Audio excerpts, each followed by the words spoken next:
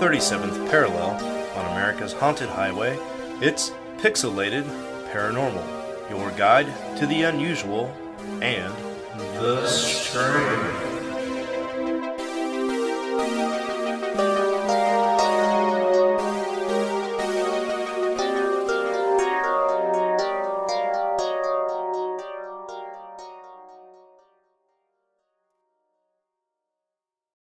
Hello.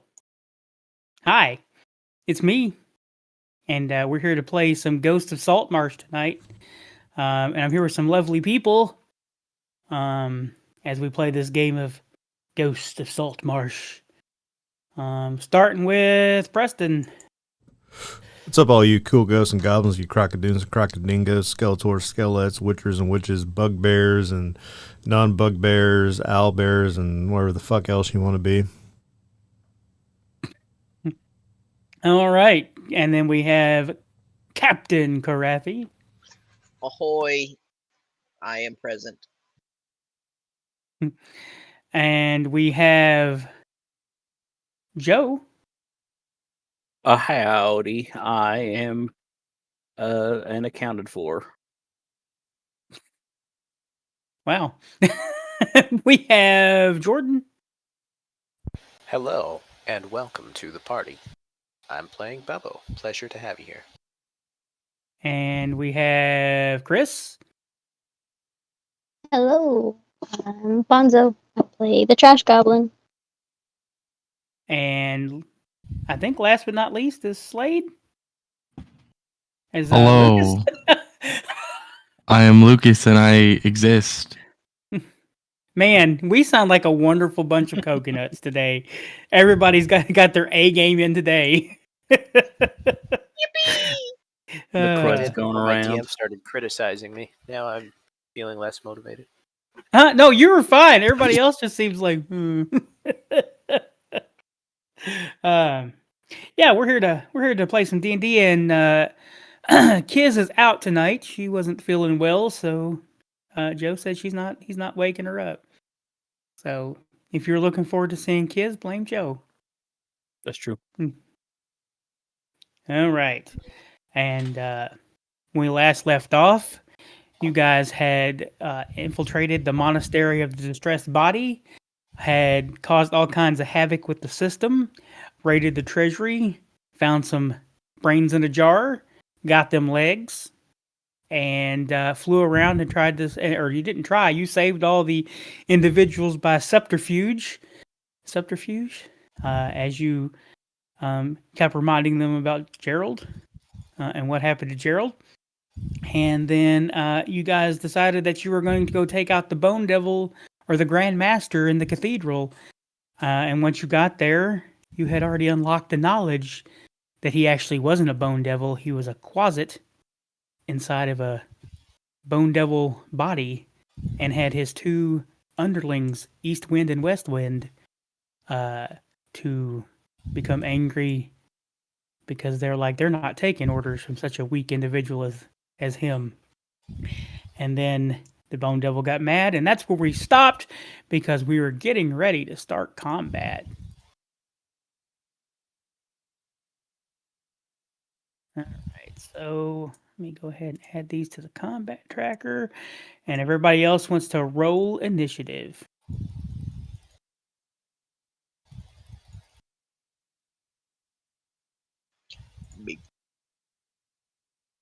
Starting the game off right. First roll is a natural 20.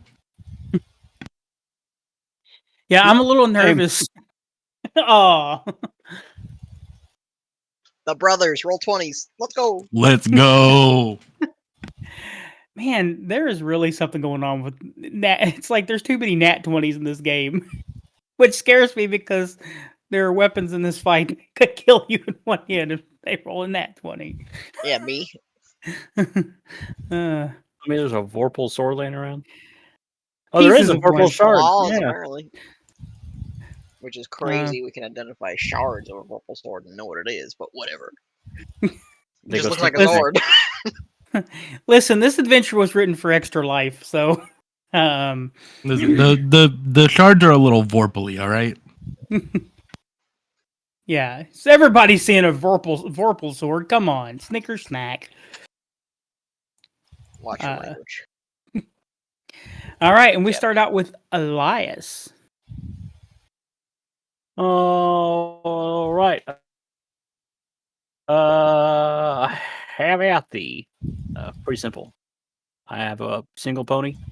Pony knows one trick. Eldritch Blast. Kapow! I actually have two of them. Does a Well, 22 and a 23 hit? Those both hit. Sick. First one does 14 damage. Second one does 9 damage. And then these brains and jars are our friends as far as we're aware? Yes. Okay. Well, I'm just going to step back here in cover.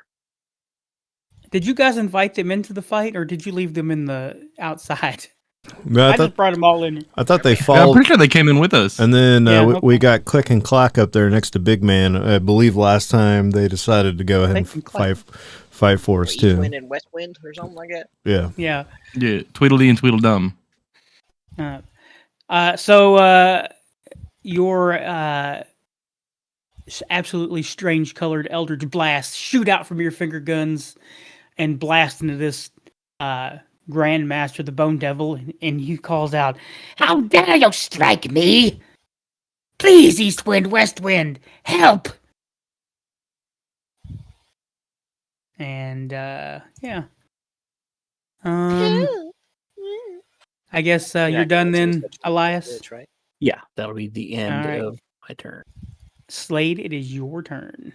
Listen, we rolled like twins. We're gonna fight like twins. I'm gonna back up, and then I'm gonna shoot 2 Eldritch Blasts at the Bone Devil.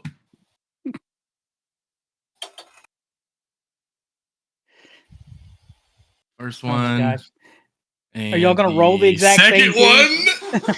Oh my gosh. It's All right, so first one does 5 damage. Second man. one, so with natural 20s, do you guys roll 2 or do you just roll 1 and multiply? Roll 2d10. Okay. Yeah.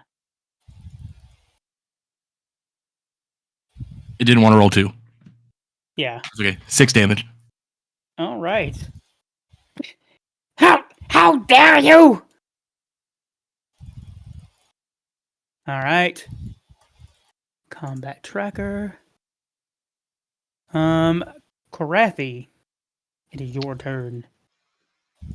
I will call out to the 2 bodyguard boys and say, "Don't follow him. He's secretly very puny. I'll show you what big is."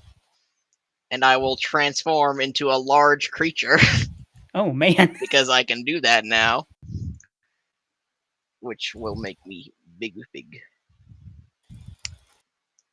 Token settings make me large, Make my monster grow.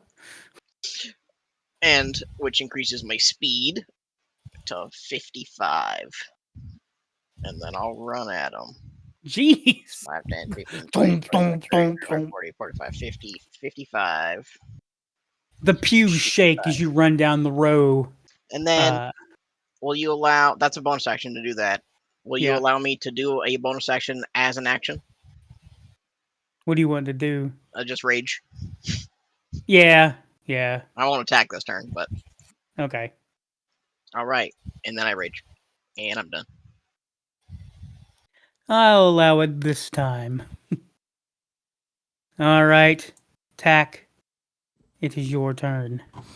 All right. I'm going to.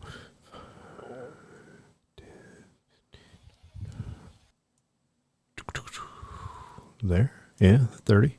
All right. I'm done. I don't have any range spells. I'm going to wait to be a crocodile.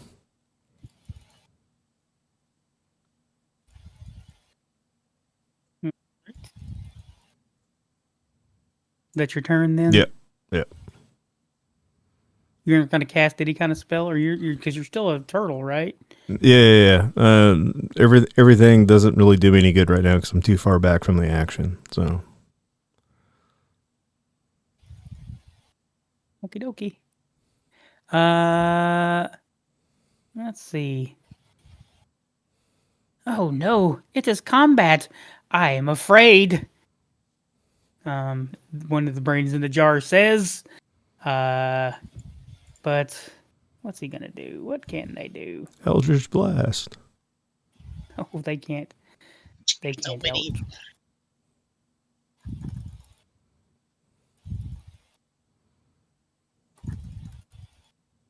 They can't really even reach to do the. Oh, they can't. Oh, they got legs, so they can move. Okay, I was like, why does it have a range of 0? 5, 10, 20.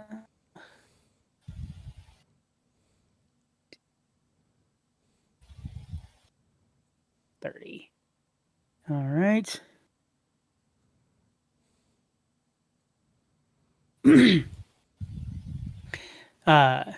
So the Bone Devil goes forward. If you want to be big, I'm going to take you down to size. And he takes a swing at you with the claw. A little back. Kind of cringe. Hold on here. Does a 13 hit? No. All right. That's cool. If you hit the actual claw in the action, it actually does the attack and the damage roll at the same time. Let's see here. It's going to take a swing at Eastwind. Uh-oh. Uh-oh. He dead. He dead.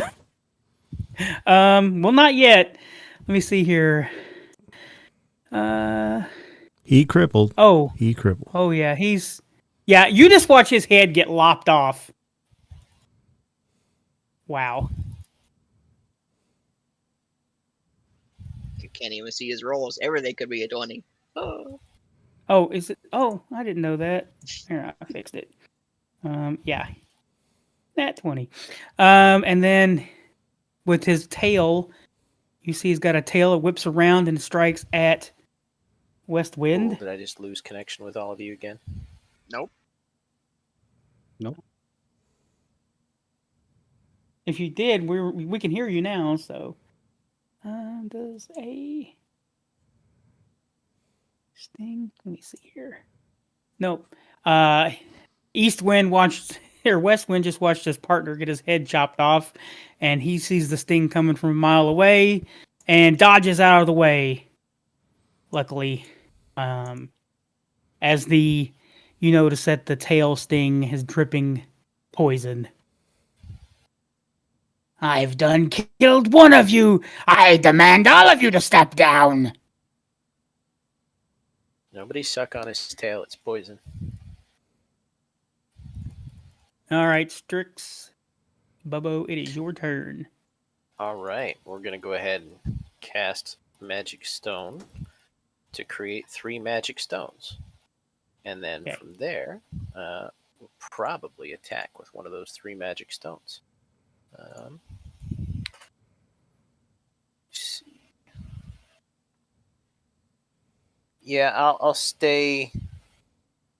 All right, so among here, is it just the skull dude that we're fighting, or are we fighting these Yeah. dudes as well? Oh shit! Just I the just moved skull on to dude. attack. All right, I'll go right about here, and I'll. Did you sling just my move? Magic Stone. Did you just move Preston out of the way, or did Preston move himself? No, I got moved out of the way. But I accidentally moved to the same space, and it put Preston on top of mine. Oh, gotcha. You're flying in the air. I take it. Is that what you're doing? Basically, sorry. I am. I'll move Preston back to where he was. I am just moving near. Okay. I'm not flying. I'm good to run. Okay. Or to, yeah, whatever. But the first, Magic Stone, 14. That's a miss. Oh, wait. Oh, I was supposed to use that one anyway. Whoops. Oh, well, And that's then- a hit. Okay. So for second attack, we did 10 damage, and that will be my turn. Alrighty. Garbanzo, it is your turn. Cool. I can't do a whole lot, but I'm gonna toss this acid splash at him. What's the range on Acid Splash? 60 feet. Oh, okay. That does a little.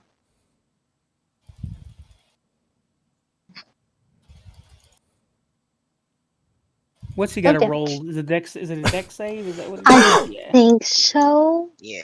Alright. Yeah, it's a dex save of 13. Actually, it tells me there when you did it. That's cool. Oh. Well, I gotta. Fortunately, I gotta move this just kind of out of the way a second because I couldn't open my stat block. Dex save. Yeah, he rolled a 19, so he dodged your acid splash. Okay, that's all I can do. Alrighty. Next brain in a jar. 5, 10, 30. We can't get a good shot off with our mind blast. Oh, I wish I could rip this one to pieces. He's so big and dumb. Not you, Krathi. I'm just a brain in a jar. And then West Wind. You will pay for what you did to my brother.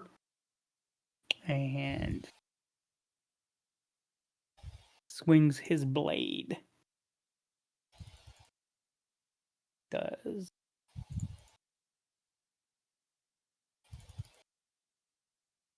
Whoops, that's not what I wanted to do.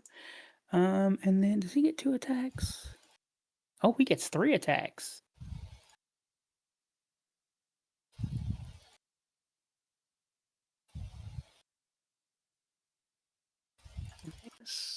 And then his final attack. Ooh, that's a miss. 2. All right. Elias, it is your turn. All right. Sorry. Second.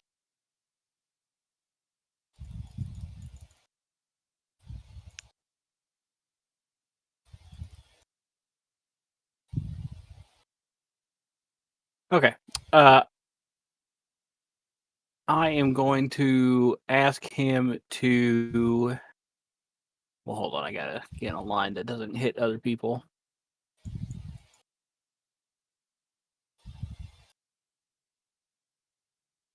I don't know if that's gonna do it. Maybe that's for next turn.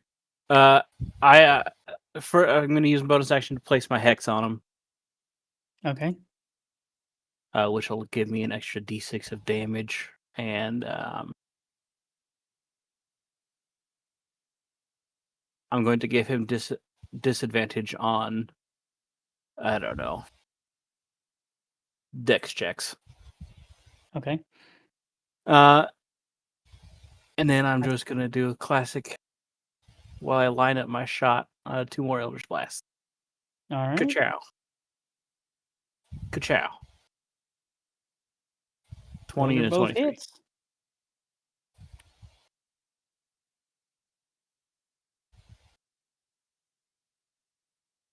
14 and 7 damage. Yeah, Eldritch pink blue energy. Crazy stuff. Ah! I forgot my D6s. The whole. Oh, 1 second. Sorry. I forgot my D6s. And then Joe, you said he's got a disadvantage on dex checks. Yep. Yes. Oh, Not very, saving throws. very Not good. saving throws. On saving throws, not Not on saving saving throws. Only checks. Yeah. Only checks. I don't know if that's really going to help us all that much, but something.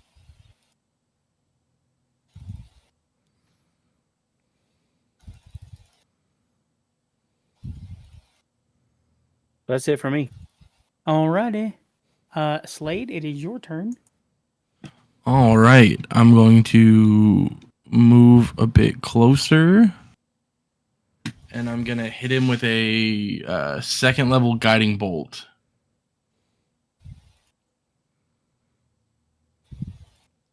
Or I'm not. We'll see. Your guiding bolt goes a little outside the edge. Sad.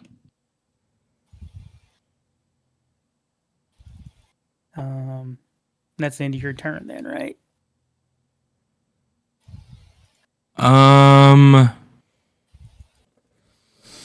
Yes. Ready?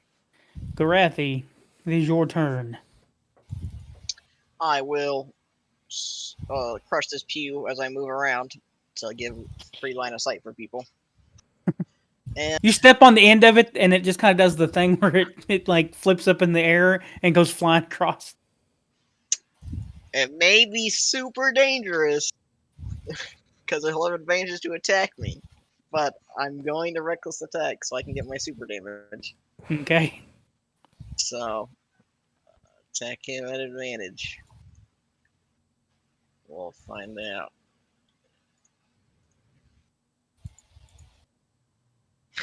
That's terrible. 15 hit. Oh, no. Alright, second attack. That's better.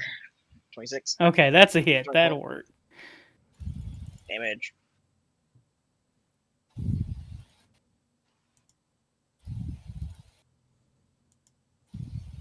All right. You bury this axe into its brittle and its frame, and it just looks down and it's like, this really is painful. Why won't you guys stop attacking me? Can't you see that I'm nearly immortal? Then why are you bleeding? Nearly That's- immortal. That's not my blood. I'm done.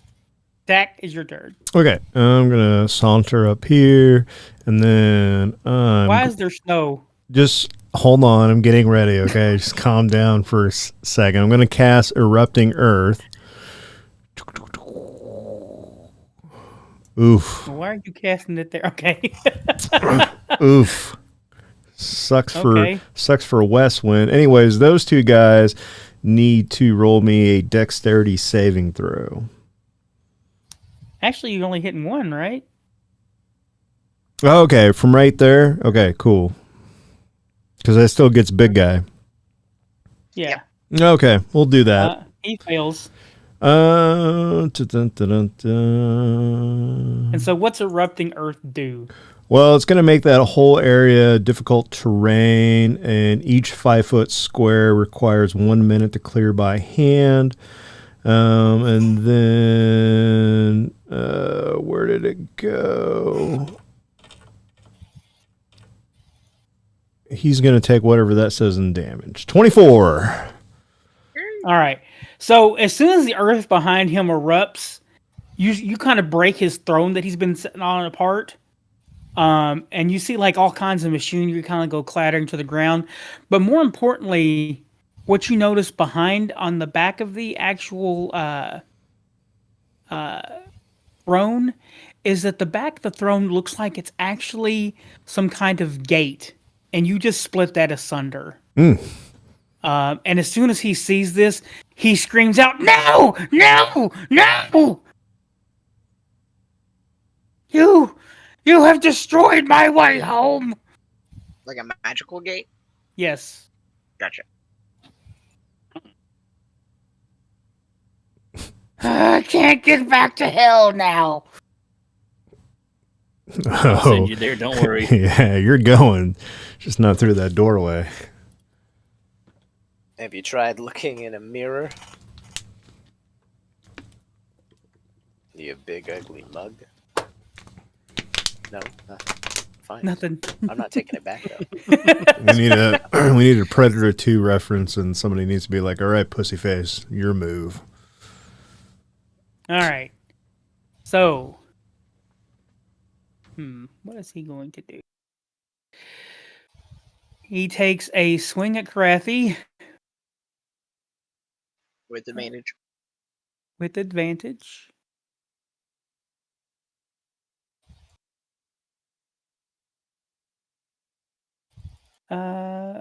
Wait, we'll go. Hold on a second. Wait, I didn't actually do the.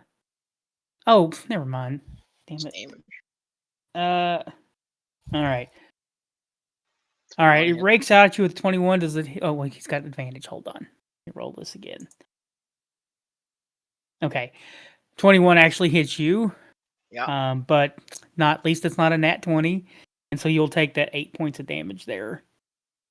And he's gonna take a swing at West Wing. And hits.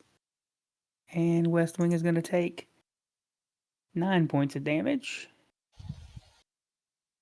And then, the Sting has a 10-foot reach, so he's gonna move forward, and he's gonna shoot that stinger out at Tack. What do you roll? 16. Aha, miss. So it bounces off your hard shell, and you just have like a little bit of poison kind of like drip over your shell. No, this is not how it's supposed to be. I run this. This is mine.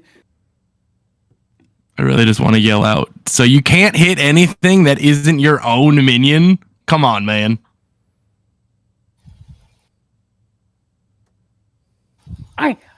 I have a shot and I'm going to take it. Mind blast. Actually, no, he can't because Tack's in the way. 60 feet cones are hard. Bobo, it is your turn. All right. Well, second verse, same as the first. Except this time I'm going to throw one magic stone first. Oof, nat 1.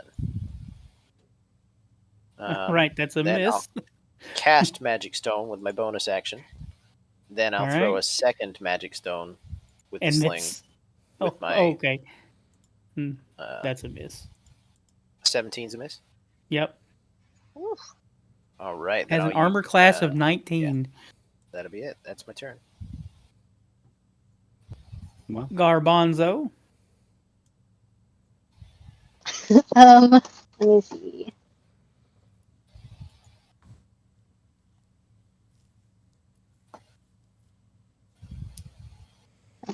Here, and I'm gonna throw a dagger at it. All right. Hopefully. That is a hit. Okay. Oh, damn. Cool. I'm going to use. Can I do that? I think I can. I'm going to use Fury of the Small while I'm at it, and add a bonus 3 damage. Mhm. I don't think that's what it's supposed to do, but it just does plus 3 damage, not that thing. Oh, it only does 3 points of damage? Yeah, it's just whenever you damage a creature whose size is larger than you, you can deal an extra plus 3 damage. Oh, okay. Well, guess what? It falls over dead. Oh, wow. Yeah. It had exactly 3 hit points left after that dagger throw. So you watch this thing, you hit it with the dagger, and you kind of threw it, and the dagger kind of goes right into its eye socket, and you see a puff of smoke and sulfur, and then the body just kind of falls over. Oh yeah, I killed it. Well, I guess he's getting back to hell after all.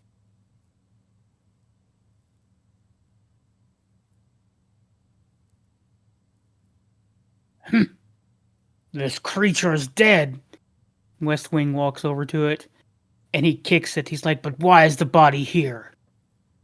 I thought he would go back to hell. I think he was wearing the body as a suit. Everybody if anybody goes over and looks at the body, give me a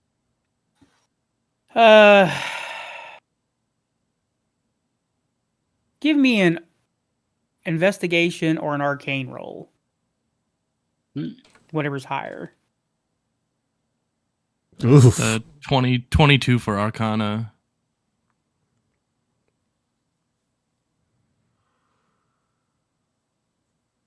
$28 Arcana. Okay. If anybody that rolled higher than a 10, when you kind of look at this body, you realize that this is not actually made out of like, it's made out of bone, but as you kind of like look through it, you can see like machinery and circuits that kind of run through this body, as if this was somebody had taken a bone devil's body and made a mech out of it. That's crazy. For a brain in the jar. For like a brain in the jar or something. Nothing human size could fit in here, but just into the skull of it, you realize that something could take control of it, like a closet or something like that, or a brain in a jar. It's like General Grievous. Like Rowan Atkinson from Scooby-Doo. But when you killed the closet inside of it, but it kind of like wrecked everything else inside of it as well. So it just seems kind of dead right now. Does he got any cool loot on his body? Yeah, what's the deal with that cloak? Let me. What do I need? Investigation. Do I find any cool loot? You need to calm down. Till I'm done looking at stuff. I can't believe I thought he had stuff, but I guess he does not.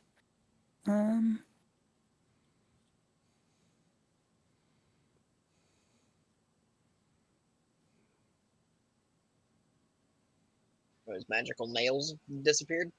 Well, no, they're on there, but they're just chips. I mean, you could take them. I mean, if they work for Could- him, they I work was for about to us, say- right? Could somebody make some kind of gauntlet out of it? Glue those on the end of an axe. You see what I'm saying? Well, I will say that it seems like it's attached to some kind of machinery that still kind of powers the arcane of the Vorpal. So let me see here. Nice. Let me take.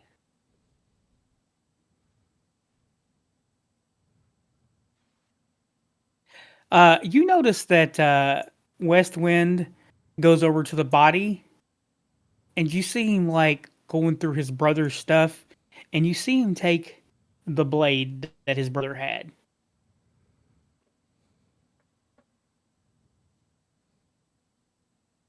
I suppose he's earned it. I'm gonna look at the throne rubble. See Yeah. if there's anything there. All right, just give me an investigation roll. No problem. No problem. That one.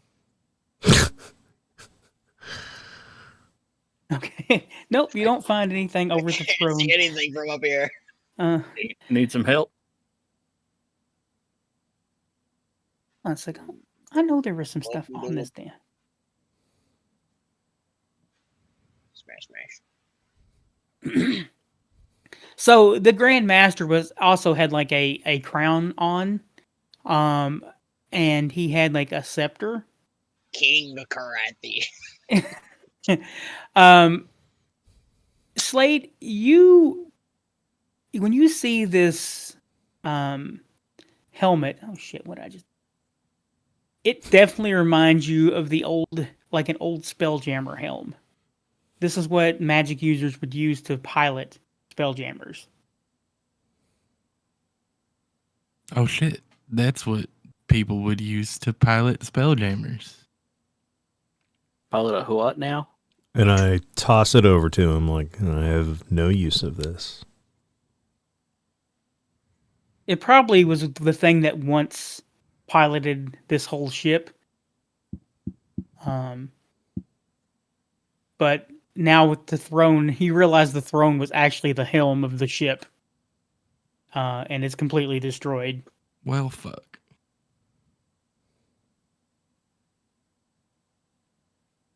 Is the scepter magical? No. I toss him the scepter too.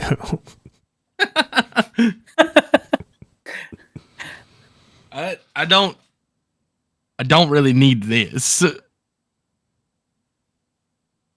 right, I'll fine. throw I'll it. take it back and I'll put it in the bag of holding for later. We can sell it. And the only reason I'm If you keeping give me this if you looks give me an pretty. arcane roll, give me an arcane roll, Slade, when he throws you the scepter. Okay. 25. Yeah. So, when you kind of get the scepter in your hand, you realize that there's some arcane writing along it. Ooh. And it's basically, you realize having the scepter and the crown on at the same time would have opened the gateway to hell. Yeah, but the gate's broken, so it doesn't matter. Yep. Hey, so not that Into it the Nine matters, Hells. but if we had this and the helmet on at the same time, that gate over there would have opened, but it's broken now, so it doesn't. These are kind of useless. No. I mean, did we need to go to hell? I don't know. I think it probably would have been fun. That's I'm not good. why we're here. And then Westwind says, "Why are you here?" We're an old wizard. Are we not allowed? He's like, Why are you I here? have no problem with you being here. I just want to know why you came here to begin with. Hanging out. I don't know. Chilling. Just hanging around.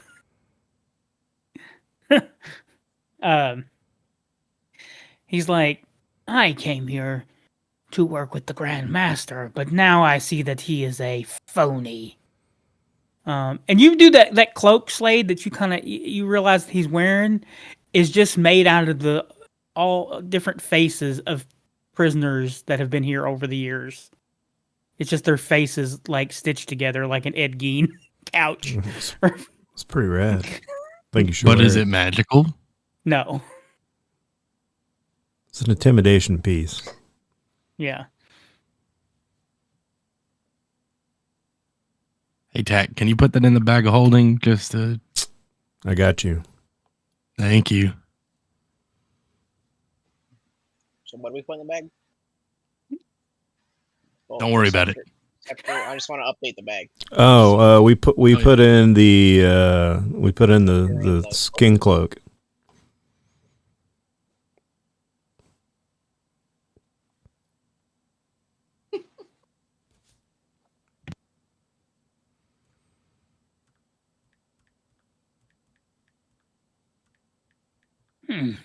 The Grand Master was a phony. We should have known he wasn't here to bring enlightenment. Being his bodyguards, I watched many a people be mutilated by that creature. I don't understand why he was so cruel. We all have a little cruelty in us, I know, but I thought it was actually meant something. It's probably a Napoleon complex. What I want to know is how did a Quasit kill a bone devil and put its brain in a jar?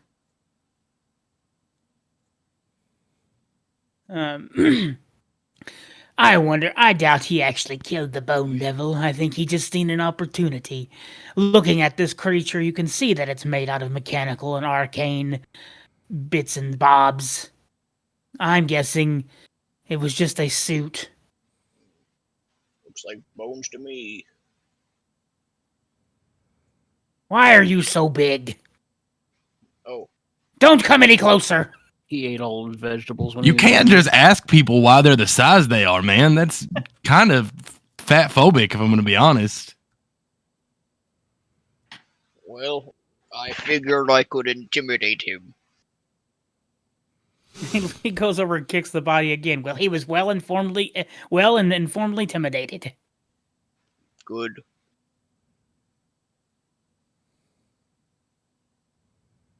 So you've killed him. What is your plans now? Well, is there anyone else in charge? I guess I would be the number one man in charge now. You're in charge of nothing. All of the prisoners are gone. What about the monks? Oh, they're working in the coal mine, or whatever it was. That would probably explain why we've been having some tremors. I wondered. But that idiot did not seem very concerned when I brought such knowledge to him. He seemed to have a severe lack of security. It was so easy to just take everyone. When you rule through true. fear, We just mentioned Gerald a couple times, and they We just let us folded. do what we wanted. They really handed us a loaded crossbow. Like, we didn't even know about Gerald. Gerald's a story we tell them when they get here to make them more Is Gerald compliant. True story. I mean, who's to say? Have you ever heard the story about the 5 monkeys and the food on the end of a ladder? Anyway, if you tell one of them the story every time and then, eventually you've killed all those people and, and then they all hear the story of Gerald and no one's alive and remembers Gerald, but everybody's afraid of Gerald. The story gets told by Gerald, so who knows?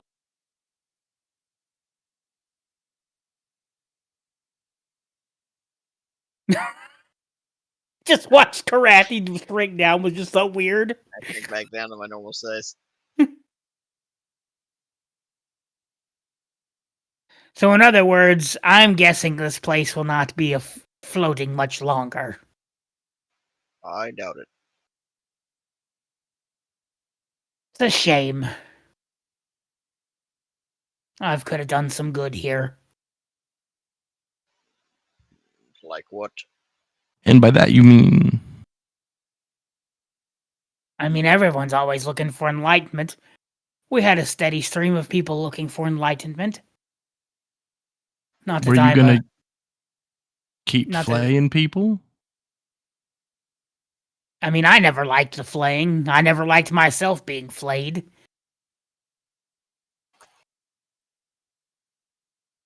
And what exactly does enlightenment do?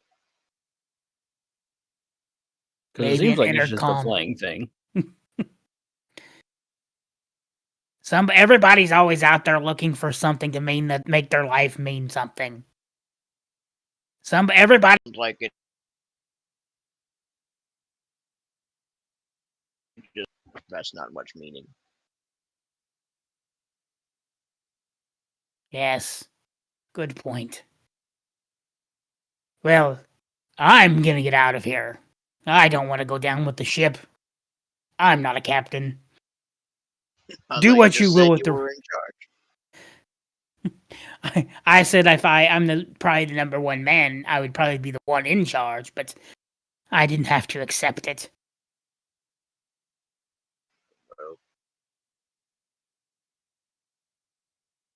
What should we do with all the monks? Do they Let them deserve to go. die? Let them fall. Who deserves to live and who deserves to die? All of us are responsible for what happened here because we didn't stand up to that. So you should die? Just following your logic. I mean, I'm not totally innocent here. I mean, at least you're aware. If I catch you flaying some people, I've we're got gonna have it. a problem. I'm not flaying anybody. I'm getting out of here. Probably for the best. I think I mean, I don't know, but it sounds like we might be dropping this place. I think that'll happen on its own.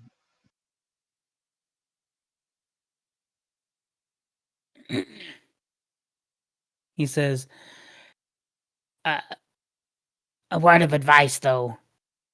The Grandmaster kept that treasure in the vault, and he had a magical book in there. It was a journal of Qualish. However you say his name. This was originally his first laboratory. But he moved on since then. Oh, I'm pretty sure that book tells you where he went after this and gives you directions of how to get there. Yeah, I we think we got already it. got it. Yeah, As I we said, Yes. The severe lack of security was very easy.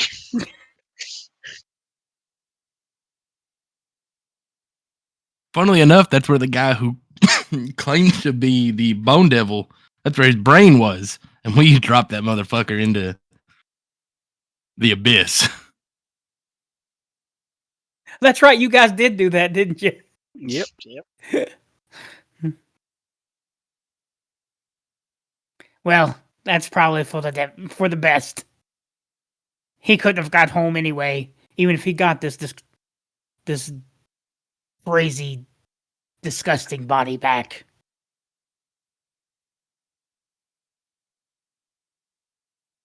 Well, You should be a little bit more careful with the body shaming. Bodies are bodies. I mean, have you looked at yourself?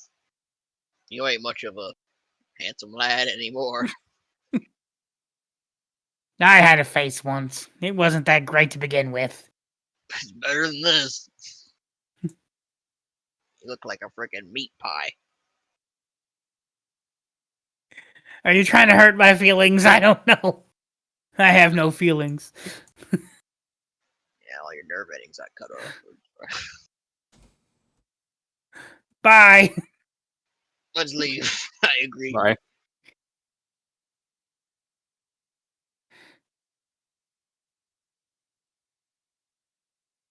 Hey, brains in jars. What are you guys gonna do? Cause like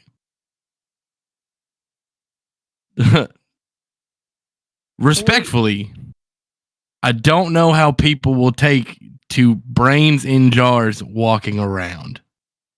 They kind of say, well, I think we should go with you because we believe you know how to get to Quailish now.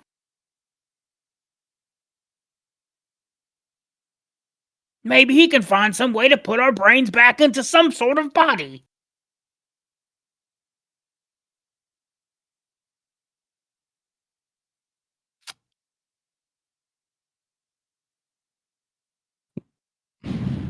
What do y'all think about that? I mean, I don't know. I mean, I don't think we have a spot for them unless they want to sit in the cargo hold of the ship. I don't want no brains in my ship. They freak me out.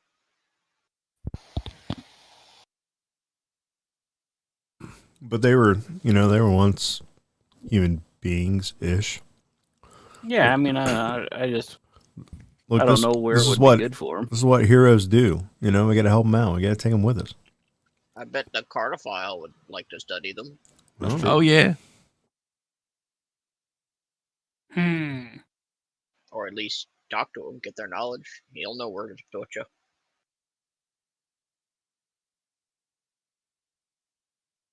Well, that sounds less interesting than finding Quailish. But I mean, we he's can't. good company. Look, I know I've asked this before, and you always laugh at me. But they don't need air to breathe, right? They're just brains in a jar. Can I not fit them in the back of holding and just take them with us?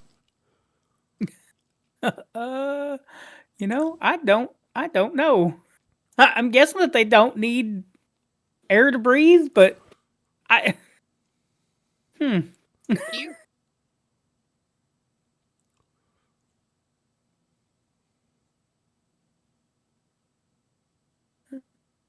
Let me look at the stat block here. That's not what I wanted.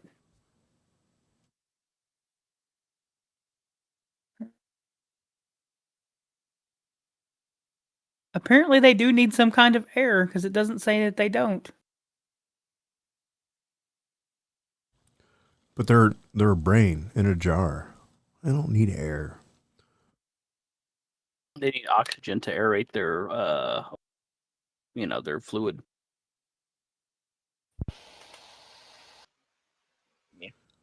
I was just, just trying to be the hero, trying to help them out. So no, they can't be put into the bag of holding.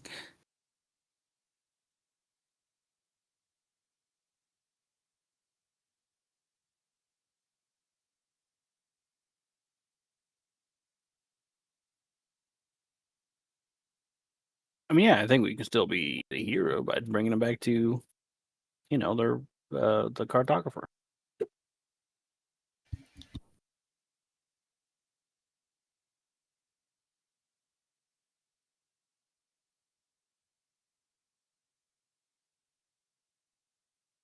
Yes.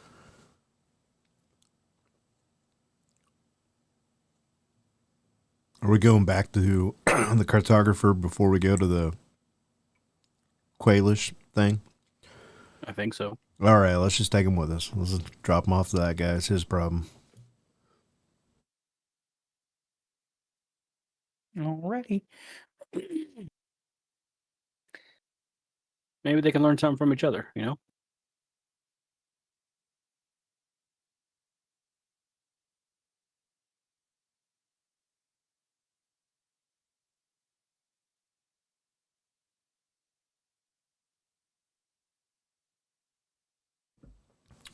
Well, let's get out of this floating island before the place falls apart. Because I'm sure those guys ain't going to want to shovel coal any longer.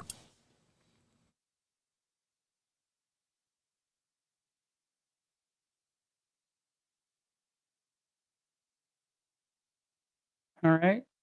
I Are you guys feel gonna as go though back they're for pretty gearbox? incentivized to stop. Yeah. I mean, we should probably get gear pop. Be pretty rude to just leave them. What about the vampire? Do we just say screw that guy? No, we got to bring him back too. Oh, thank you very much. Take me back to where I can once again be forced to be in servitude.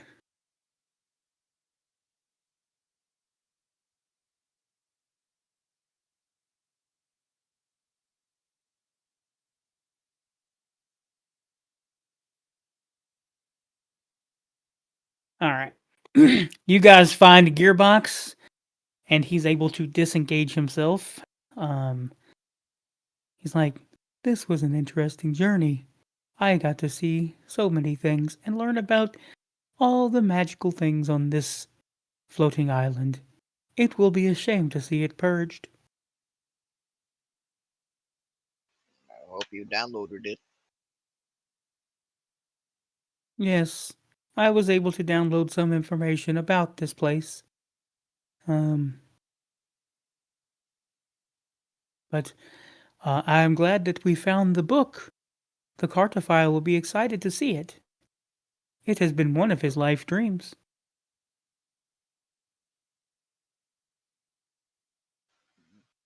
What is excitement like? I don't know. I hear the word. I'm too old for excitement. I'll be sure to tell that to the queen. She already knows, bro.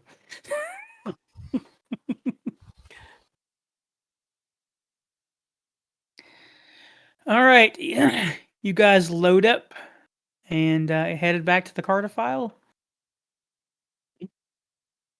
Yes. All right. You're able to get there a lot quicker in your little air skiff. You don't have to go through so many mountain paths and stuff and find yourself back at the base of Crystal Mist Mountains. Or, that's not right. Where are we Probably a at? bit smoother for the brains too. I'd like to Forget what warn the the name. Sphinx that, hey, the island's probably going to fall soon. You might want to move from under it. Strange riddle. I don't understand. You win again. Yeah, that's not a riddle. If you want a riddle, I got one. But that's not it.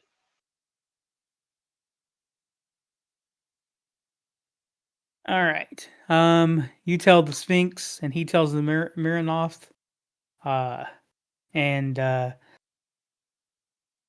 yeah, the Sphinx seems disappointed, and he kind of like flies off into the mountains. Maybe he's trying to, or maybe she's trying to find herself a new plateau where she can be left alone, and if people come to find her for enlightenment, they can climb the mountains of the Great Barrier Peaks. That's where we're at. That's where we're at. Not Crystal Mist. Great Barrier Peaks. All right. You guys make it back down to the Cartophile and unload your passengers. Did anybody actually look at the book? I think we have it on us with the intention to read it later. Is what I thought. Okay. You can read it on the way. Yeah. If someone could. Not me. So, I mean, I like books. I'll look at it. all right. As you read of After Loki was on Purina, you when read that Quailish had been looking for a city called Dino Glino. And he gives directions to where he believes it was found. But when you see the name Dino Glino, Elias, you you start to remember something, a passage in your father's journal about Dino Glino.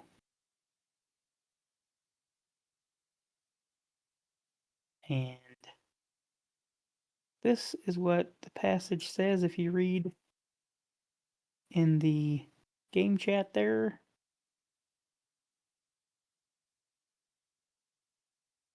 I dreamed of it once again last night. I was walking through a city of towers, a quiet city. Underwater? No. Not water, but something else. I feel that if I were not incorporeal, it would be impossible to move through. The city was frozen in time and movement, and all the inhabitants were glass people of all different races of Orith. The inventor was here. Tell me how to get home once the day came. Once I became one with the darkness beneath the waves. I'll probably mumble that out loud.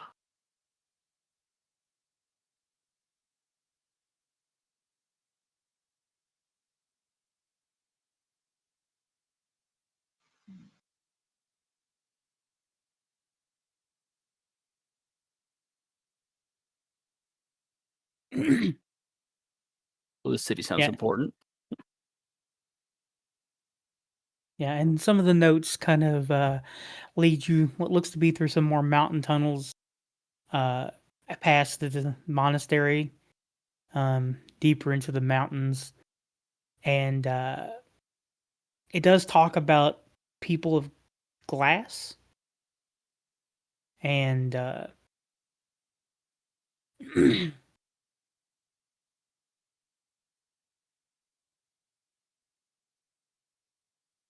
and large towers as well. So that's like your father seen it in a dream, and he wrote about it. Then here's Quailish talking about stuff that he's heard about it, and he believes he has deduced where it was.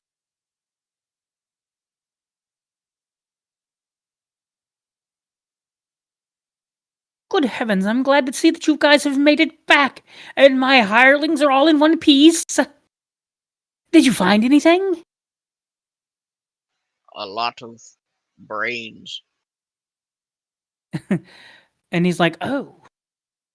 Well, these brains are in jars and they're walking around. Yeah, I Fascinating. figured you could talk to him, study him.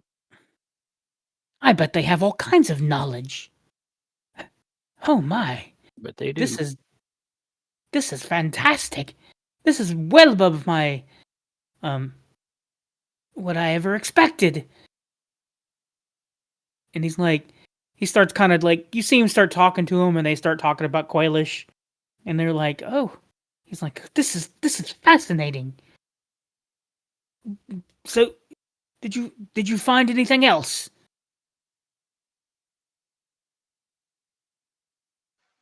Well, we found the city, and if you hurry, you might be able to look at it.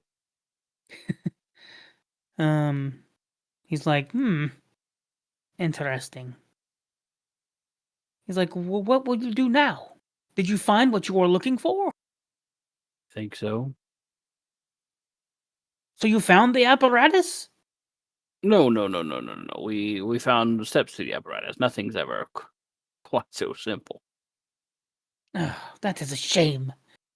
You've been gone for a couple of days now. I figured you had either died or... yes. I mean, if we know where it is, we can hand over the journal and like the lab notes to him for a whole bunch of money, right? Because didn't he want the journal? Yes, he wanted the journal. Well, I mean, if I had the time, I would make sure to copy the contents of the journal into a blank that I got. He's like, well, Are you he's sure? like, well, you're not telling, are you telling him that? That I'm copying the contents? Yeah.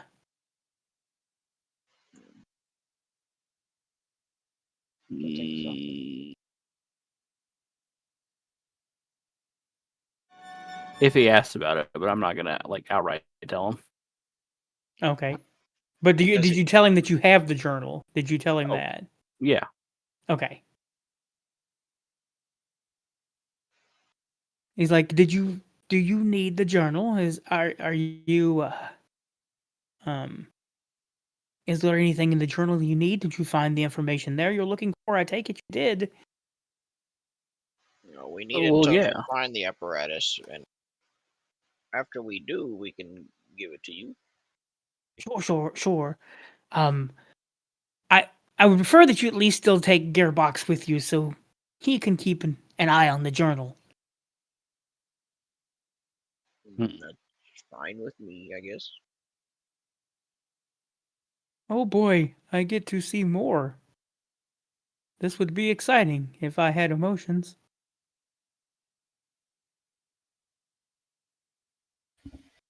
We have a whole bunch of Quailish's tinkering artifacts making stuff you might like. I'm sorry, say that again, Krathi. I was telling him that we have a whole bunch of components of value to tinkerers, inventors, and artificers, worth 1,500 gold pieces. Oh, okay. And he is a tinkerer, inventor, artificer. Yes. He's like, he'll pay you 1,500 for it. Good.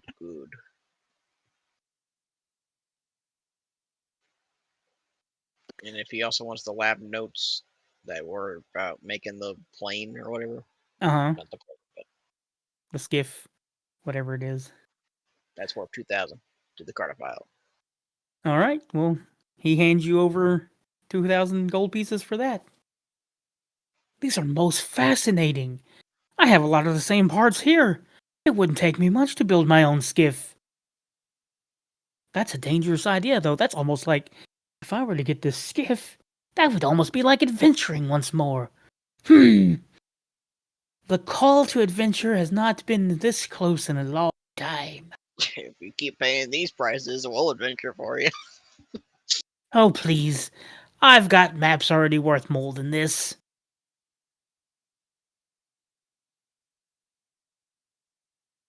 Maps are hard to come by, you know. Yes. Do we want to keep this manual of flesh golems? Are we going to be making any Yes. weird Yes. people? Okay, we can keep them. Yes.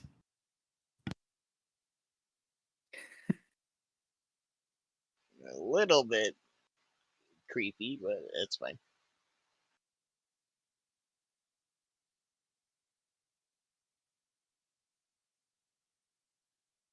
Oh.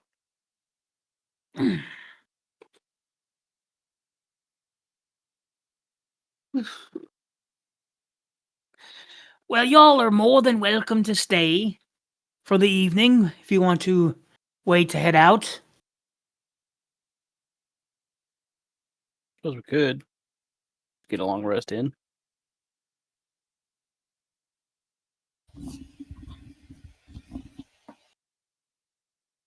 Not that you guys took too much damage.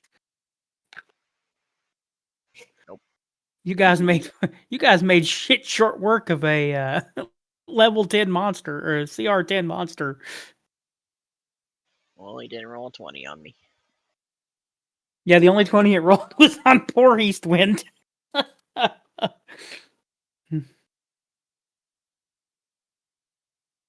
All right. So it is the evening time. Is anybody doing anything this evening? If you would allow me, I'm gonna try to make the face cloak fit like the coat I'm currently wearing.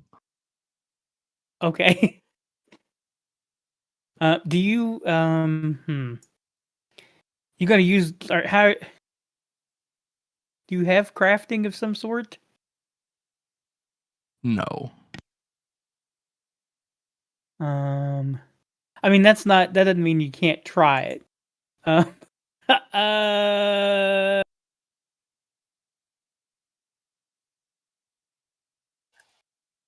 give me a sleight of hand check. Oof. Okay. You kind of start slicing bits of it off, and you're realizing things kind of this leathery stuff is really hard to kind of like cut to make customly fit you. So you kind of like you start cutting it and you're realizing you didn't destroy anything. You did the bare minimum. However, it's taking a lot longer to do. And so you didn't make too much progress, so it's still pretty large. I'll continue to work on this until I get it right. Because I cannot take it to somebody else to do it, because they will ask too many questions. True. I'm already concerned that you're willing to wear it already. I've already asked ChatGPT to update my artwork. Put a very creepy flesh cloak on him. It should give you a +1 to your intimidation. You see these faces? These were once people. No, I didn't kill them. I just found it. You don't tell them that part, then it's a -1 in I swear intimidation. I found it like this.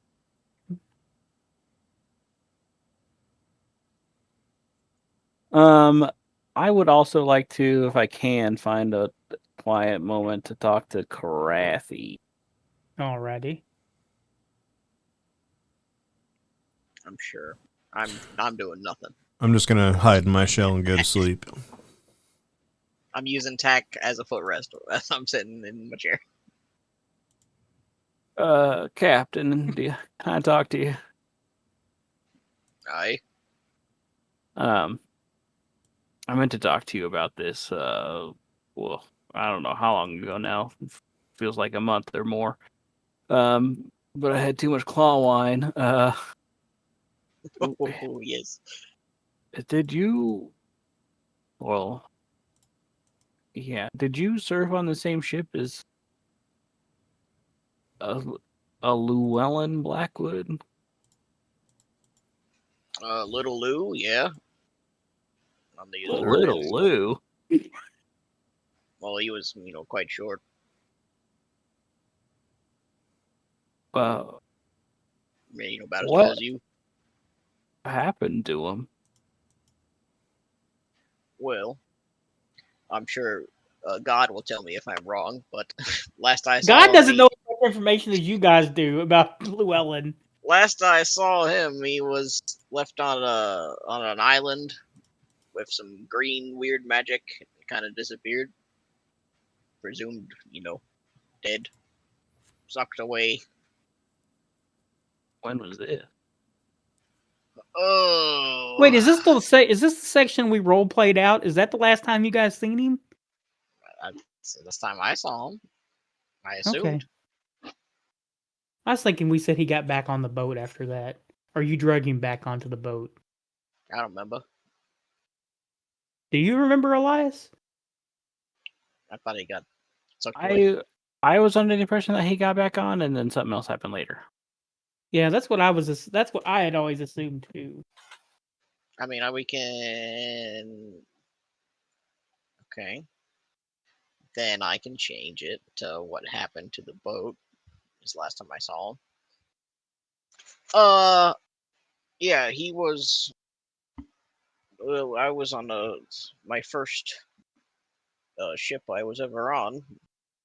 It's called the Azure Dancer. About 30 years ago. He was the bosun, and one evening when we were a little bit late on our fishing journey, we were attacked by another ship. It was the name of the pirates that I totally remember.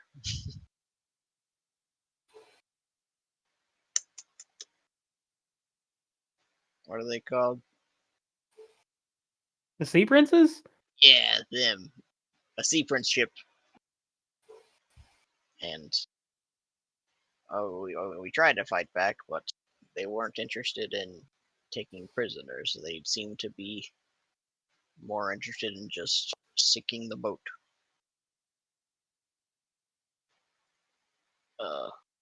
As we were going down, the captain, his name was Captain Barrett. He gave the order to abandon ship and try to save yourselves. So we all jumped overboard, and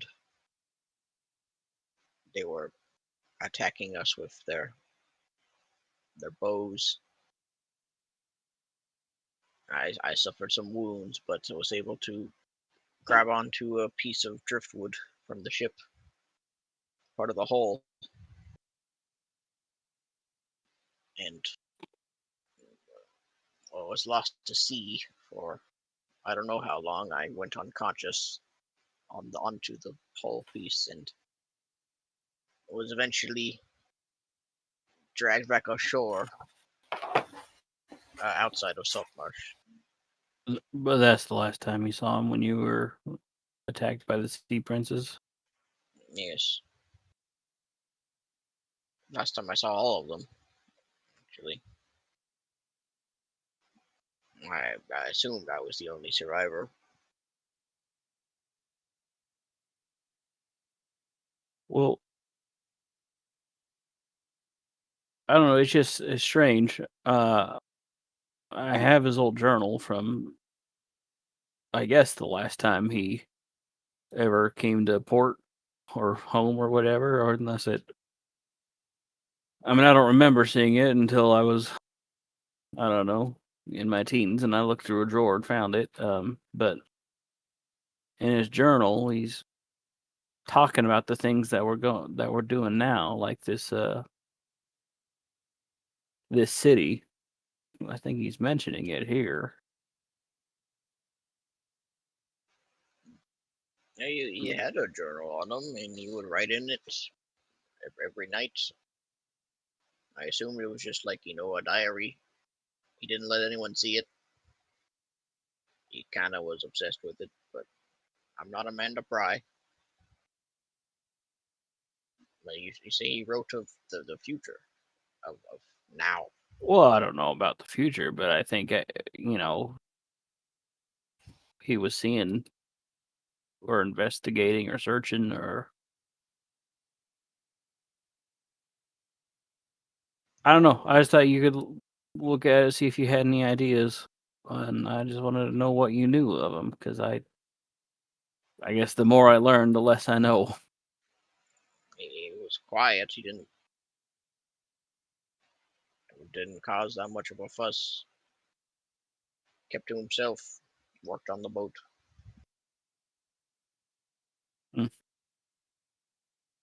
Well, He was efficient, at least. well, I appreciate it. I only know him for a few months.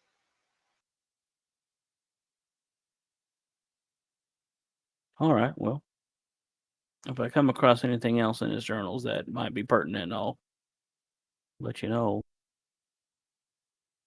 I mean, I'll take a look at it, but I don't know any of this magic nonsense.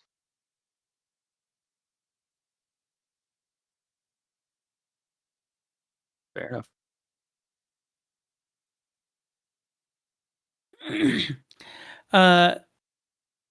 Bubbo, Yes. as you're relaxing for what are you doing during the evening? I mean, I'm not really sure exactly what everybody's up to. I would just kind of be hanging out around, seeing what the general vibe is of everybody. Okay. Have any specific goals at this point?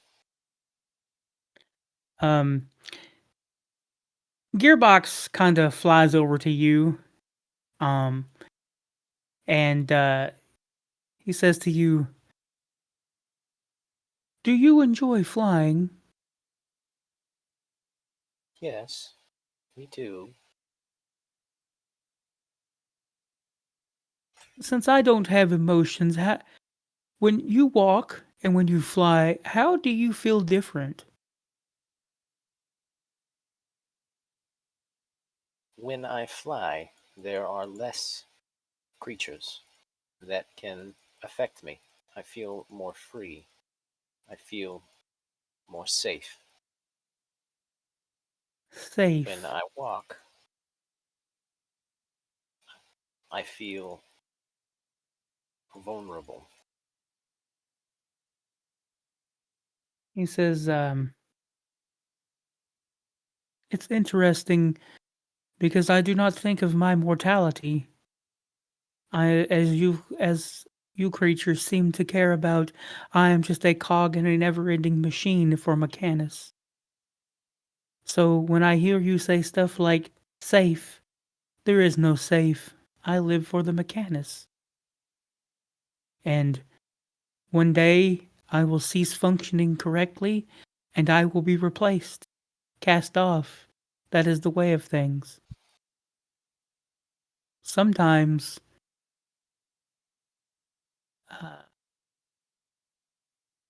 we make the Great March across all the multiverse. I have not yet made that journey. It doesn't happen very often. It may not happen in my lifetime. But I think that is the most exciting thing that happens to Modrons, even though we do not know what excitement is.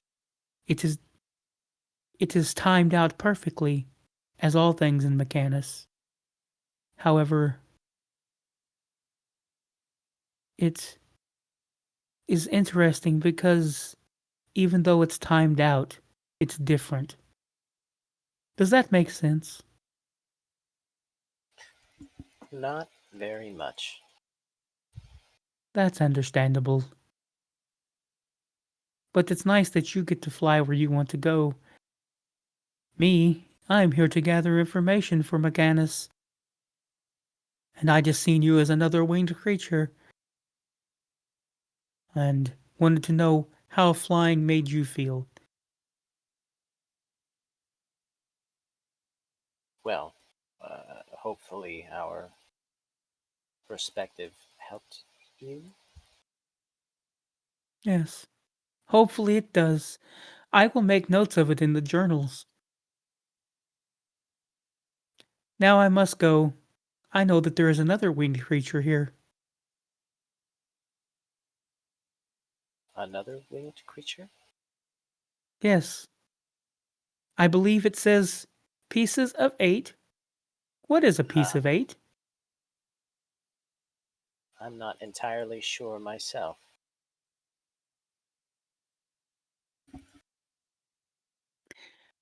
Garbanzo. Gearbox Uh-oh. comes in comes to you. What are you doing this evening? Do you have what is the damn bird's name? Papa. Kappa? Cuppa. I could not think of his name. Where's Cuppa at? Piece of 8. He's probably getting on my nerves. Probably eating a bunch of seeds off the ground or something. Yeah, he's kind of hopping around eating seeds and kind of flying up on your Yeah. shoulder and chewing on them. Right, pieces of 8.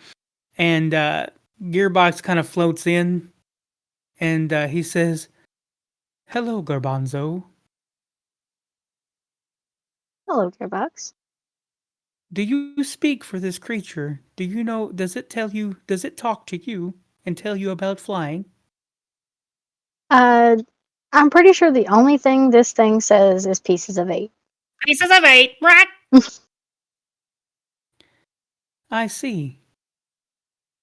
Do you think it likes to fly? I mean, it's a bird, so I'd assume so. Interesting. Does it show any? Does it? Do you think it looks at Bubbo like a god? You know, I never thought about it like that. I'll have to see them interact a little bit more. Because if I, as a Modron, when I see any higher form of our creature or of our race, I feel like they have more power. And then there's Mechanus, which is basically just a large machine god. So if we're all cogs in Mechanus's machine, are all birds just cogs in Strix's? Well, aren't you just a little bundle of joy?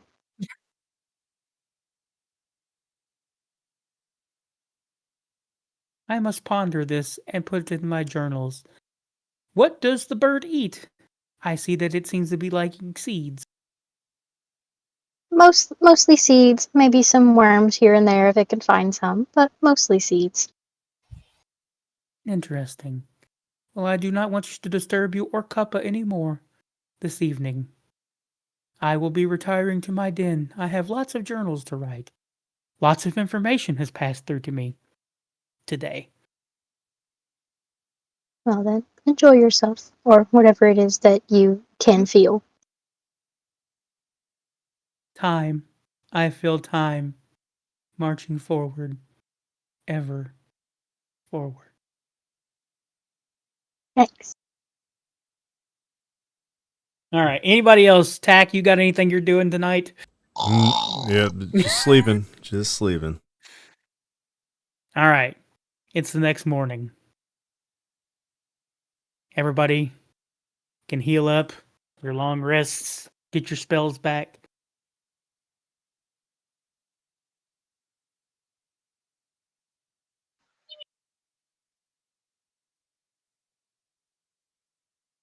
So when you kind of like looked over the journal and stuff, not the journal, the book, Elias, it does point out the mountain ranges or the mountain paths, the caves that you have to go through to reach Dino Glino. You give me a well. Are you gonna go over these notes because you might be able to find a path above above the mountains, but you're not 100% sure if you want to try to make a survival check, or if you'd like to share the information with somebody else to see if they can do a survival check to maybe find how the paths and caves. I mean, I'll make the survival check, but I would probably share what information I find with people who might know better, aka Bub. So yeah, you kind of first go maybe talk to the cartophile, and you show him the pathways, and he kind of shows you a map of the mountain, and you're just kind of like looking at the mountain ranges, looking at this information, and you feel like you kind of know the general area of where it's at. You're not 100% sure, but you think that you can get close, but you probably don't know if you could make it the entire way there. However, the cartophile does mention that there is a Kenku village on the side of a cliff that you could probably get to. And then from there, you'd probably be able to get to Dino Glenio.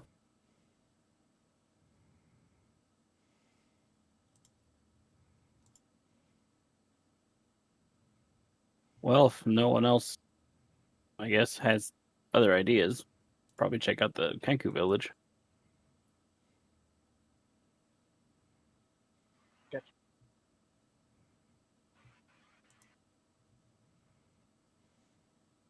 All right. Do you want to share the info? Yeah. Okay. Sorry, I thought So basically, I'd share it openly with whoever. Yeah, that information has been shared with you for you guys to make a decision to do.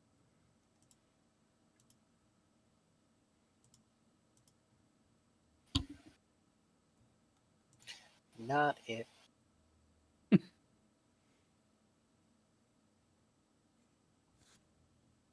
I've heard stories of Kenkus. We should be in for a real treat. I only knew one. He had a catchphrase. Oh, was it Dingle Dingle? It was Dingle Dingle. How'd you know? I thought it was, if I'm lying, I'm dying.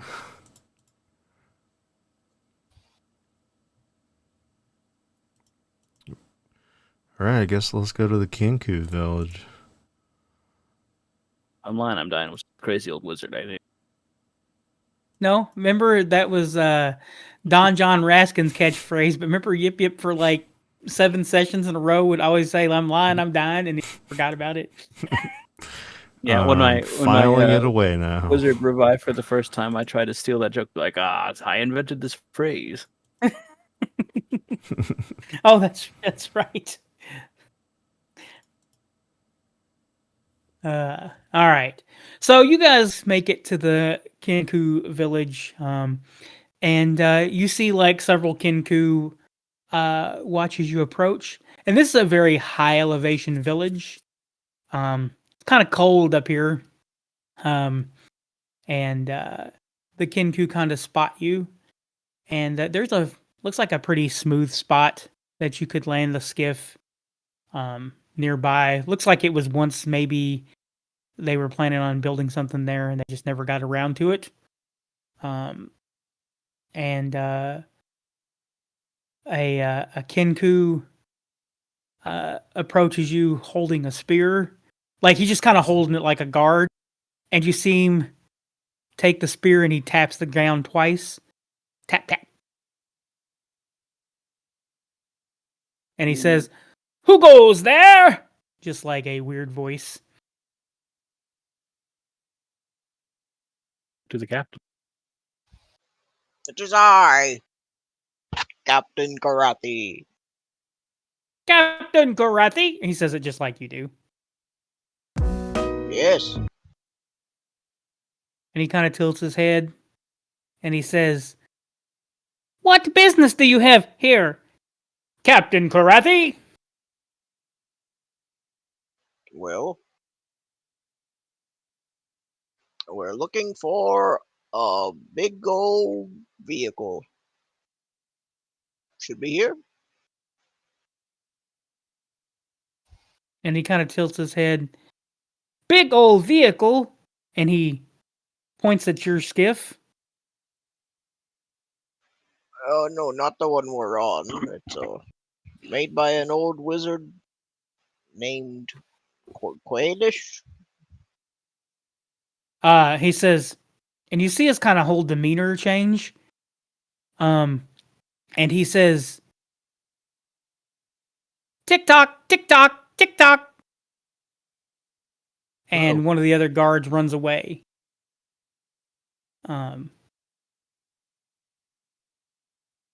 And he says, "Please hold." And are you all off the skiff? Canby, I think we were just approaching, right? Well, yeah, I think you said you were. There was like a landing spot. I didn't know if you guys landed and got out, or if you're just kind of yelling down. I could have got out. Yeah, we can get out. Okay. Everybody. Well,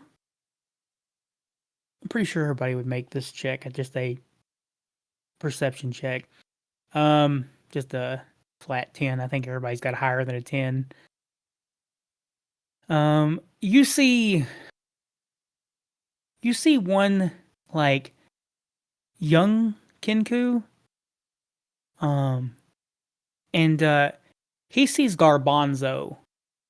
And Garbanzo, he looks at you and he makes the sound of wind going whoosh. And he runs away and he comes back and he holds out a pair. Huh? Nothing, you're good. Okay. He holds out a pair of boots and he points at your feet. Oh, no. No, thank you. I'm good. And he kind of scratches his head and you see him stick his foot out. And you notice that like one of his feet has been horribly scarred and burnt, and it looks like one of his talons has been like rotted off. And he shakes his head like he understands what you're saying, and he kind of sets the boots down. But then he like makes a motion like he dips his, if you've seen somebody like dip their toes in the water, he does that. But when he gets into what you assume would be the water part, he goes whoosh, and then he's like, you see him go, ah! He starts screaming really loud and pulls his foot back up. And he just shakes his head.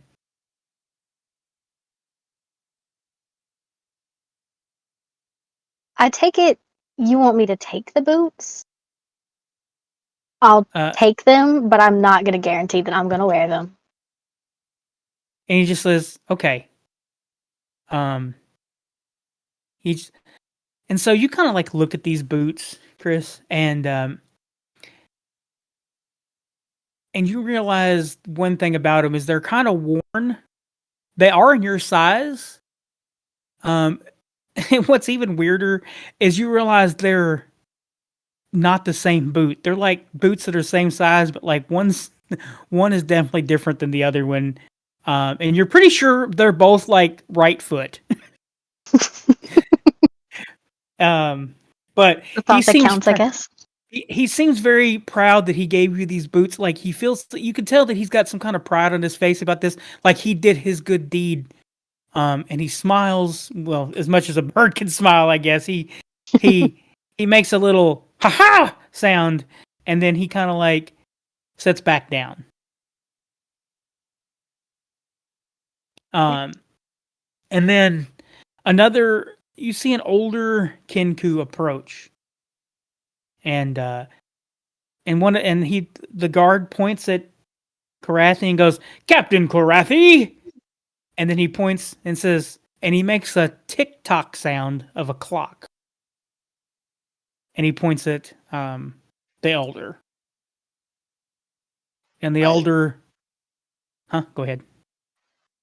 I will look at the sun to determine what time it is. It's probably about 4 in the evening. I will tell them. I'm gonna guess it's about 4. Everybody's head kind of turns, and he points to the guy again and makes the clock sound. Yeah, says- I told you it's about 4. It's about 4. Yes, that's what time it is. TikTok. Tick-tock. And then you see the elder kind of look around, and he says, "Captain Krathi, what brings you here?" Well, we're looking for a device made by Quailish. Are you Quailish? Not Quailish. No, Quailish. Good. Wait, they know Quailish. You know Quailish, or Quailish is not here? Let me see. How am I gonna do this? Damn Kinku language. He says, Quailish? No. Dino Glino. But he says it in like you can almost hear like a voice that sounds gnomish. Like the high pitched, fast talking Dino Glino. Quailish. Are we not in Dino Grino? That's what I thought this was. Treetop. And he points at the ground. Tree talk? What? Screet. Scree. Screetop. And then he points at the ground. I look at the ground. I don't understand. Someone. And then he takes his arms out wide and is almost like he's trying to encompass the whole village and says, Screetop! Oh, this is Screetop, the town. And he shanks his head yes. Well, do you know where Screeno Dino is? He says,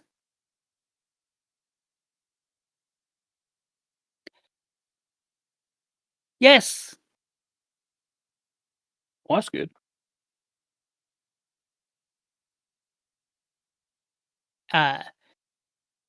Ancestors come from Dino Glino.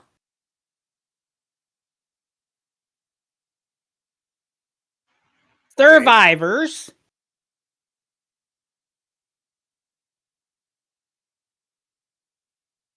never return.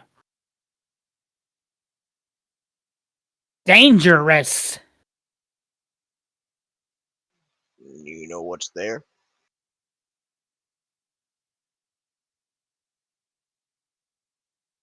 Glass. Slime.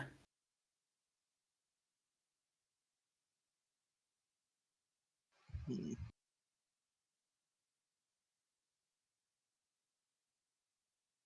Well, I'm sure we can handle glass slime. And he shakes his head no. And he holds one hand out and says, slime.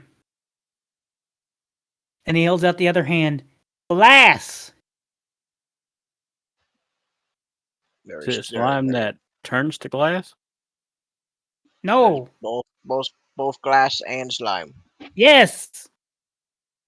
Okay, I'm not scared of glass.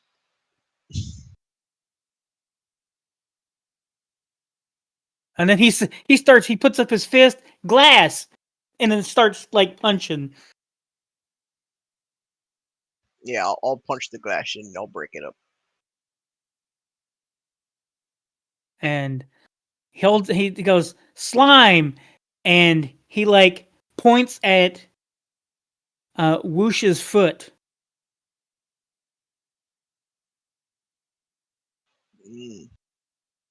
The slime did that to him.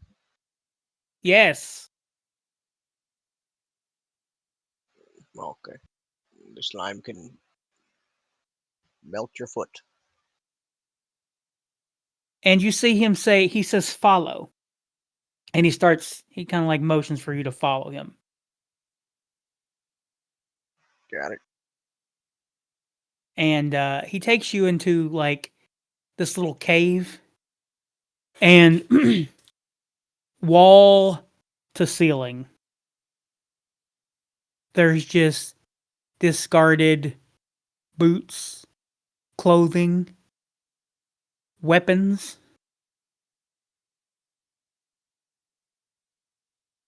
Give me a just a investigation roll.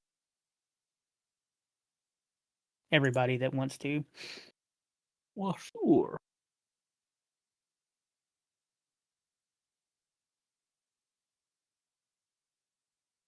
Man. Thank God the investigator rolled a 17. Well, hold on. Krathi rolls a 10. And Strix. The three of you kind of get the feeling that you're like looking at the stuff and you realize some of this is just like discarded armor, damaged armor, damaged weapons, boots and clothing that have like slime, like you see like where slime has burned through some of the pieces of it. You get the feeling that they collect this stuff off of the dead and keep it for trade. Garbanzo, you do notice the same. You do notice the boots, the left side of both pairs of these boots on the ground as well.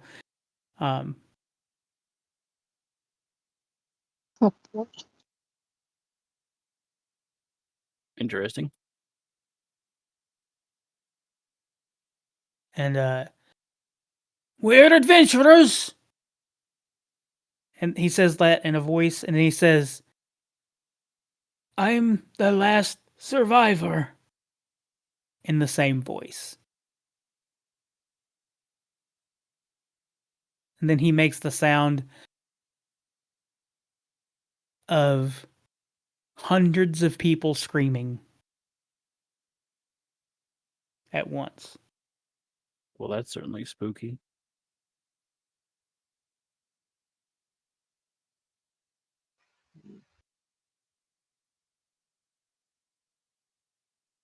And he says, I suggest you never go there.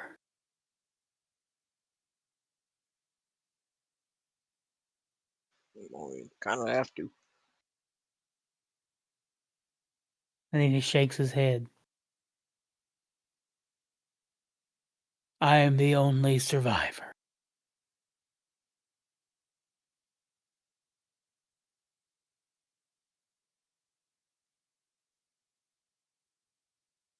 Was someone else the survivor, or was it you who survived? Someone else the survivor?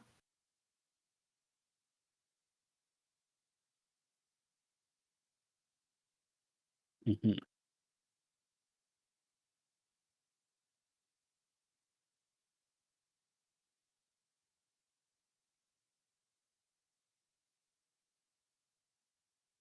And then he says, pass down. And then he starts doing the scream again, but he does it longer. And you start hearing like the collective sound of people screaming. And then you hear the city is filling with slime.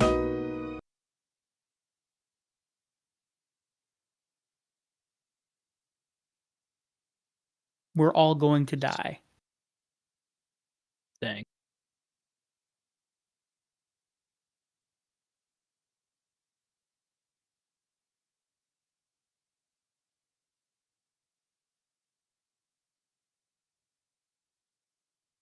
So we should probably figure out what this slime is.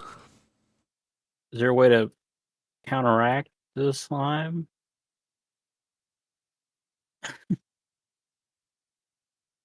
Way to counteract the slime? Don't go.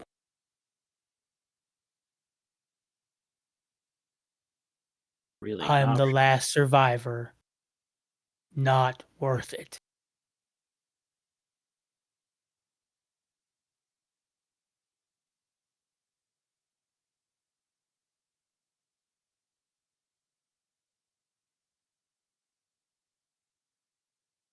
Gotcha.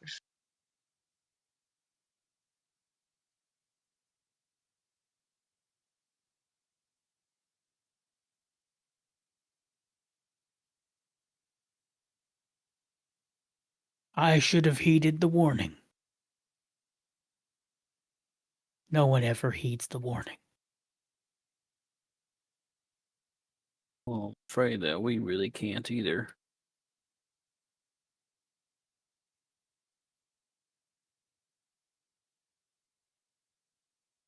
Stay safe. Appreciate that.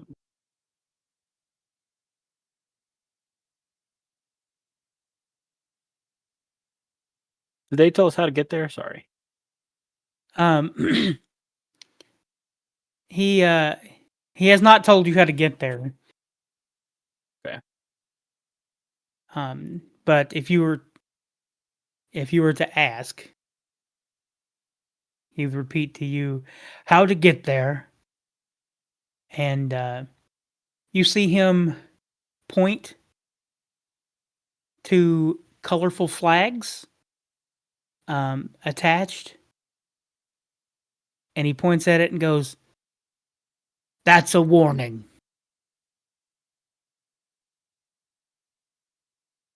Enter at your own risk."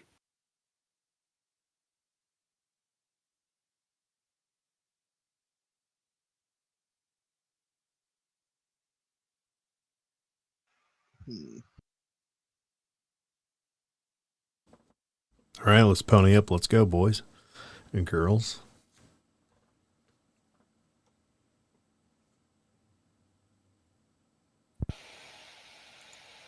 Yeah, I don't think we have much of an option. We got a ranger and a druid. We can do some investigation, nature checks, poison, schmoison. Yes, poison schmoison.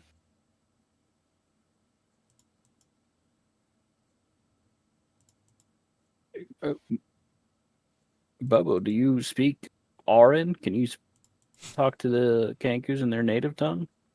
If they have one? I do not speak Aran. I am unfamiliar. Fair enough.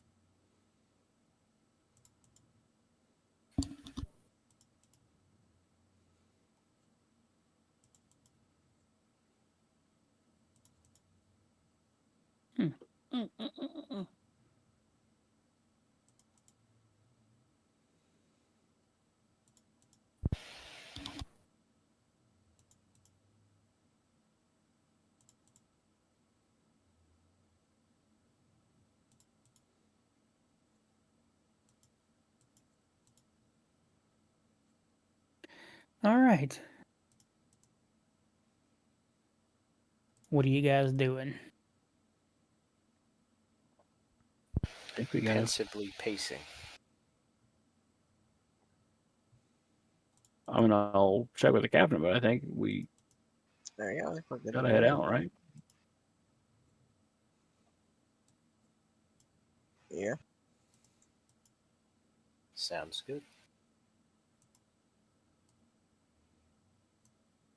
All right, and you guys are easily able to follow the flags They're bright and colorful, but you get the gist that they're a warning that, hey, you keep going this way, you're going to find something that's probably going to kill you. You get the feeling that that's what the Kinku were trying to tell you. Um, and you, after a few hours' journey, it's nighttime. And you gonna stop for the night? Camp?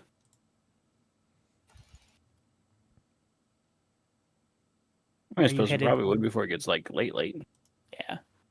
So you guys camp for the evening, and then in the first light of the morning, you head out once more. And you come to a mountain pass. And you see the legendary lost city of Dino Glino spreads out within the narrow mountain vale. Ancient and intricate stone towers rise up from the valley floor. Though many of those have toppled against one another to form dangerous-looking walkways extending between the ruin. The rooftops and the upper levels of the tower are strewn with vines and foliage. But a strange gleam extends across the lower reaches of the city, resembling an almost transparent barrier some 30 feet above the ground, visible only where it catches the light. Below the strange barrier, the buildings of the city naturally showing no signs of vegetation or other, and highlighting the glimmering glass statuary that stands everywhere. Even at a distance, many of the statues appear to be humanoid of different races.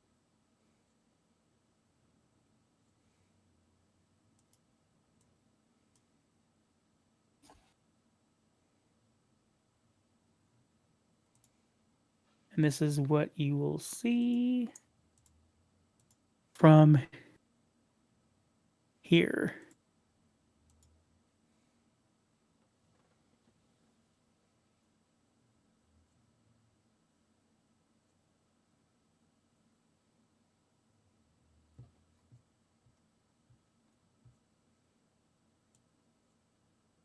Well,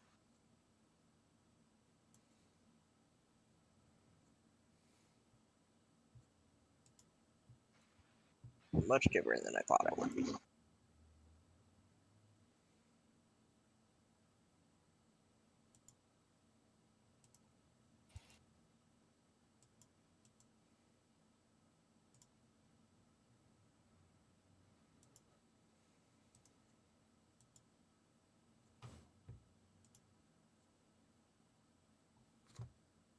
All right, let's go knock on some doors.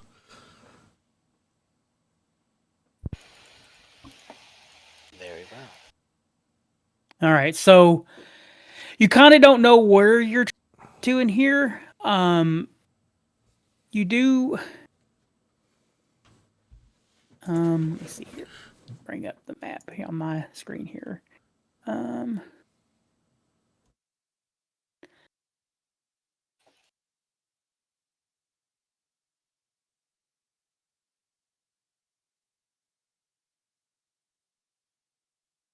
So the biggest building above looks like it's this building here, and you're pretty sure it is some kind of temple, or it was at one point. That is the largest building. This over here, can you guys see where I'm clicking these at? I don't know if it Yep. moves it to those Yeah, it just automatically. loaded for me. Okay. Oh, they just loaded? Oh, wow. So this is the largest building, the thing that's a temple.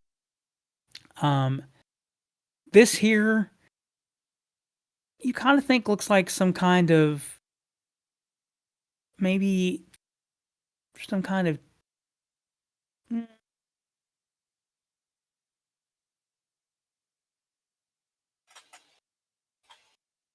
like it almost looks like it was some kind of treasury at one point, or some kind of like courthouse.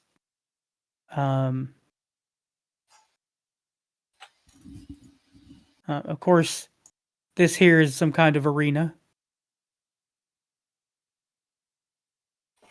And you notice that to cross across this slime-filled city, some of the buildings have kind of toppled. You can probably kind of spider your way to certain locations. I hate how this map in this.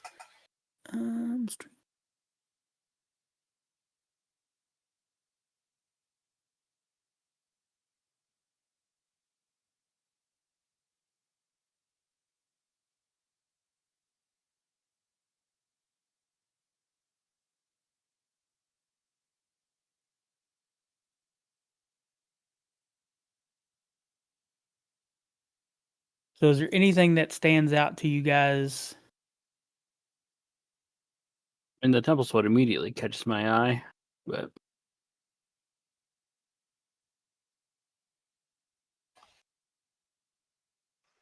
Well, I'll go wherever we think it would be. That's what you just hit there. That was the treasury or the courthouse looking thing. This is the temple.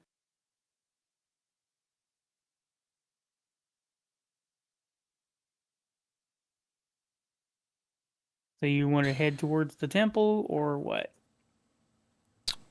most likely.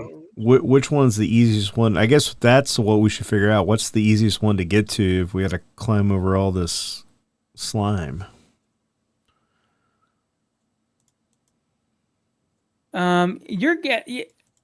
You're probably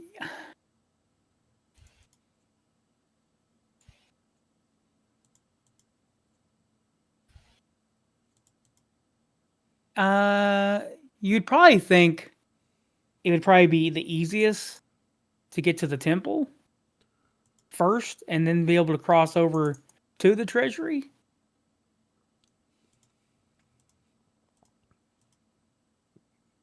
All right, well, temple it is.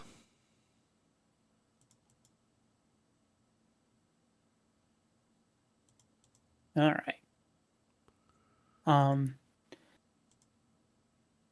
So you guys kind of spider web your way around, and you start to notice as you kind of get down to the slime level, basically, you're pretty sure that you see what looks to be like holes in the slime, like something has dug through the slime and burrowed itself underneath the slime. Worms. And almost as soon as you get like over here, you see something way over at the treasury start to kind of crawl out of it. And what it looks to be is a large sized mechanical creature that looks to like it's a kraken. And it walks on 4 tentacles, and then the other 4 tentacles kind of snap around, and you watch it kind of climb down to the bottom of the treasury, and you see it kind of start coming towards the temple.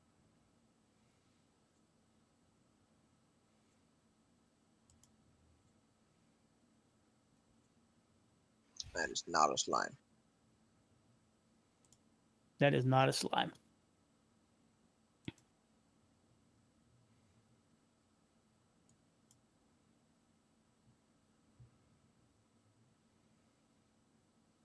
As you kind of as you're kind of standing around on these in these towers, many glass statues set along the exteriors of the towers are in fact humanoid. They stand in alcoves or recesses along the tower's upper reaches and are crafted in disturbingly lifelike fashion. Gargoyles and Okay, I don't know this word. This is a word I don't know. Come here. How do we say it? Caryatid columns also abound, anchored to rooftops or extending outward to form massive arches supporting the stone above. And you kind of cross over. You see these statues everywhere. You see different like humans, Kinku, dwarves, gnomes, just everything. And they just look so lifelike. They were probably not statues. If I were a guessing man.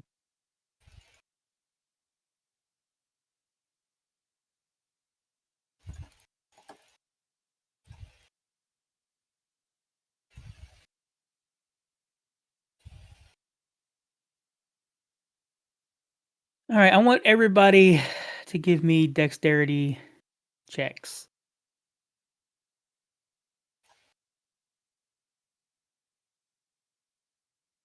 Just Dexterity. dexterity Sorry, check. that was a saving saving throw, throw, not a. Dexterity acrobatics, I guess, is probably what I meant to say.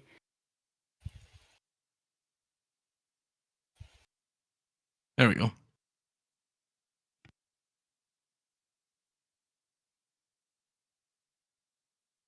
Oh no. That makes sense. I'm proud of you, Tech. Gulp. So who in the line of succession, who was first? Where was Tack? I mean, I would assume I'm always behind Krathi. Okay, so you're like second in line. Yeah. Krathi, you see Tack tries to make a jump to one of the platforms, and he kind of hits the edge wrong and starts to slide. If you give me a strength athletics check, you could try to catch him.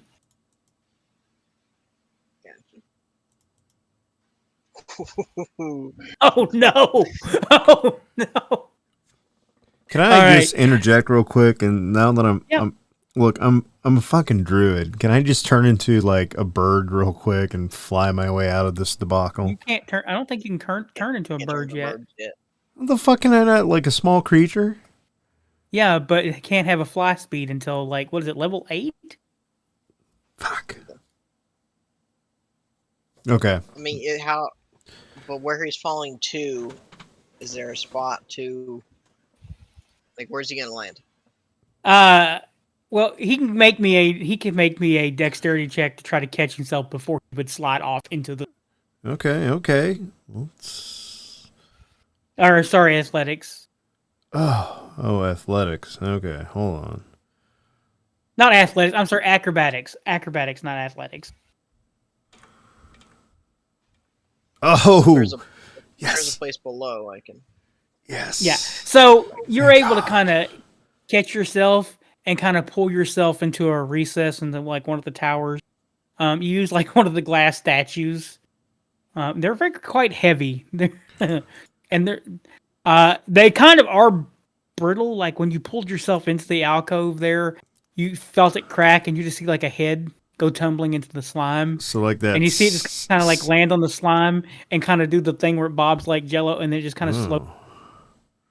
Yeah, it's like that And scene from Naked Gun.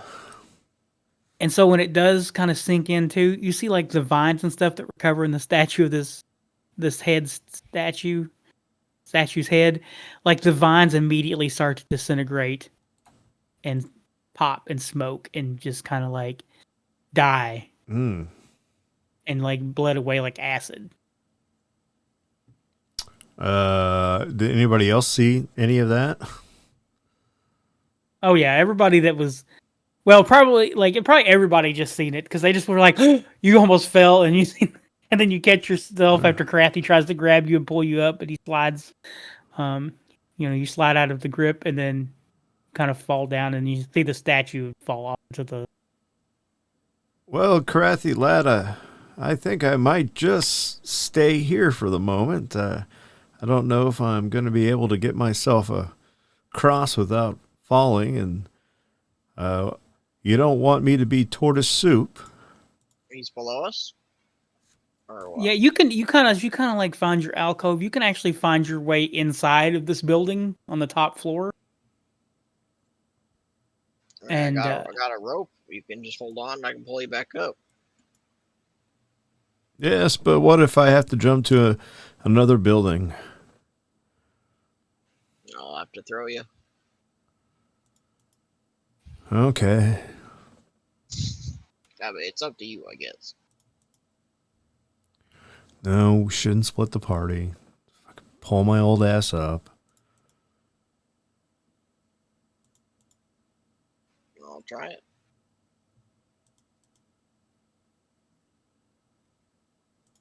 no, you just give me a strength acrobat, or sorry, strength athletics. Jesus, you can try to pull him back up. It's not roll. I won this time. Better. Oh, Okay.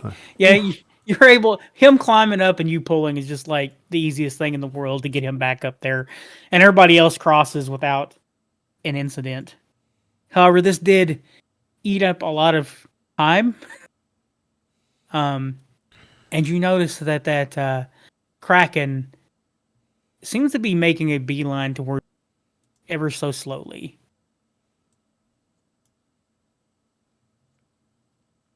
Krathi might get that Kraken fight he was looking for.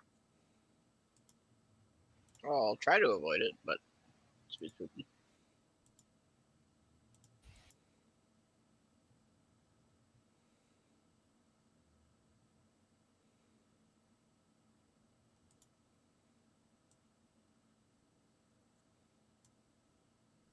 Put this here.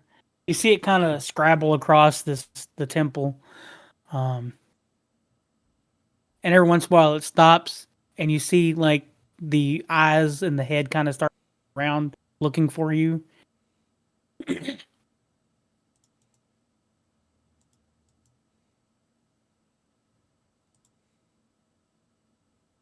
mean, can we hide from it? I mean, you can try. So I'd say this is where you guys are at currently.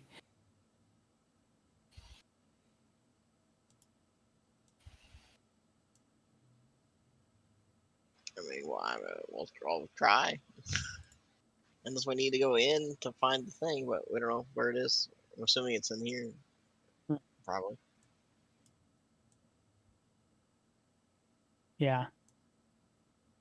It's where you assume. never make assumptions. So you're going inside this building here, or are you just trying to hide along the towers and stuff inside this large?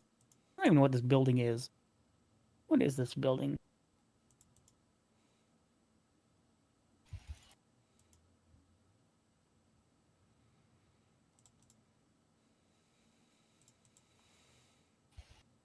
I guess it doesn't have a name. Maybe it's just like a... Yeah. They didn't actually label that.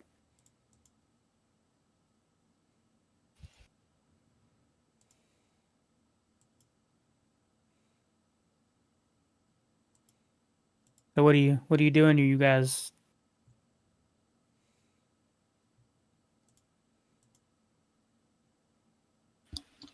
I don't know. Got it. I mean, we should.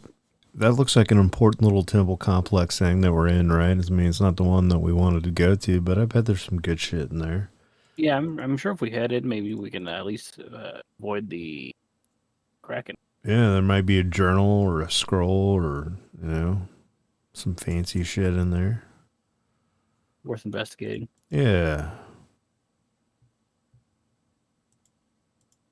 All right, so you kind of like get yourself in there, and it just seems to be like a long like row of like a large hallway that kind of just like wraps around the top of this. You think it was probably maybe at one point like a mayor's like maybe the town mayor or the elders or something probably stayed in the buildings up here. But these long hallways are just, you just see these same statues just everywhere along the hallways. And as you kind of like drag yourself around the building, you suddenly hear the heavy cracking steps kind of crossing over this temple, and it kind of like shakes the whole building that you're on. And you hear it like stop, and you assume that it's probably like looking around. What are you guys doing? Lay low, right? Yeah, just try to let it pass. I doubt I can smell, but or not very good. So everybody wants to make hide checks Get ready to get found. or stealth, I guess. If you're not moving, I'd give you advantage on stealth. Oh, perfect. Straight roll then.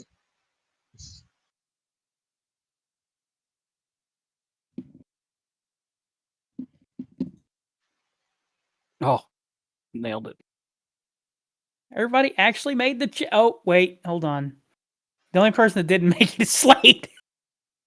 But there's enough. No, I wasn't moving, so I had advantage, right? Oh, yes, go ahead. Go ahead. So I rolled a 16. Oh, okay, I got you. All right, I didn't see that you rolled.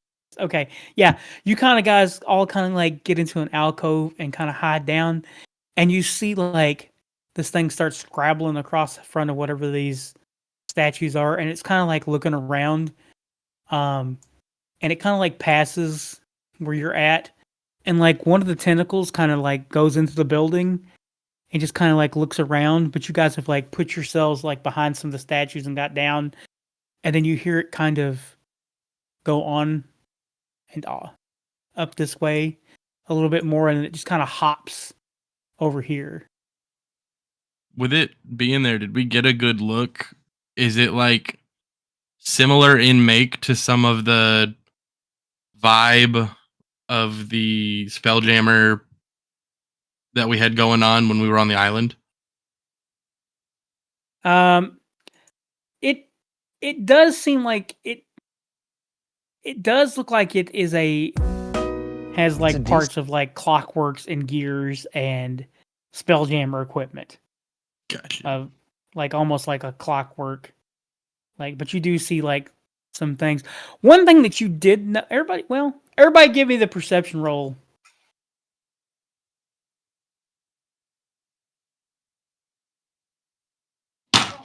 I'm blind, apparently.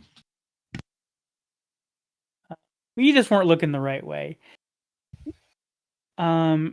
So, Tack and Bubbo and Garbanzo, the three of you notice that when it goes by and you kind of like see it like skitter off, you notice that on the back of it, there almost seems to be like one of those, it looks almost like one of those coffins like Stenmir is trapped inside of.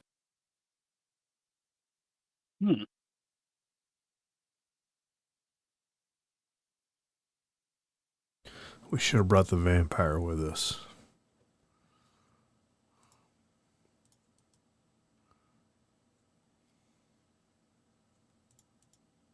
Well, what does Claptrap think of all this, I guess, yeah. Claptrap. Gearbox, it's just kind of like hunkered down. This is a strange creature. It seems to be made of the same kind of stuff as Mechanus and our realm. I find this thing fascinating. It will definitely be in my journals. Yes, Robot Man, do you think maybe you could speak with it?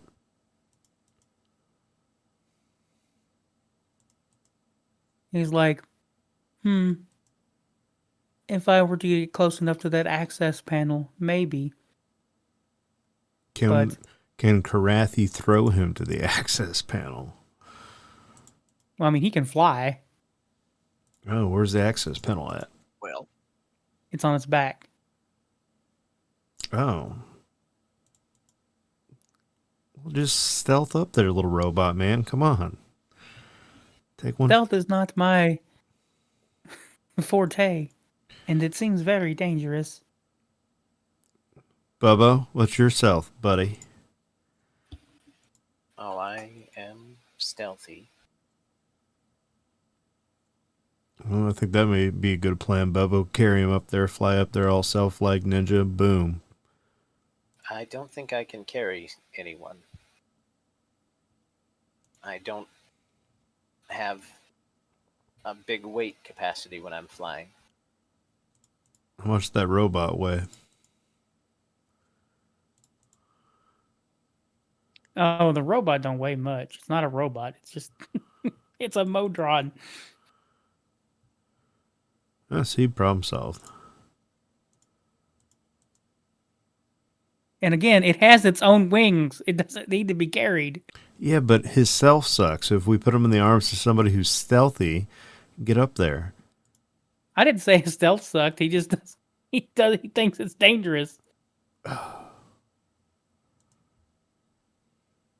He's a sentient creature, sort of. Yeah, but he doesn't care about anything. He doesn't have any feelings. So he's Yeah, not he doesn't scared. even know what excitement is. We're going to show him.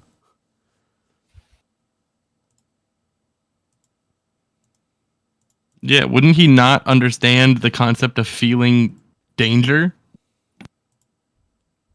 Yeah, DM. What the hey? What's going on here? He would not. He doesn't feel. He's not afraid, but he doesn't necessarily want to die either. But He's not gonna die. Not in a way. There's a chance that he will die, in a way that would not be beneficial to his main goal. So he a bit of a bitch, what I'm hearing. Got it. pussy boy.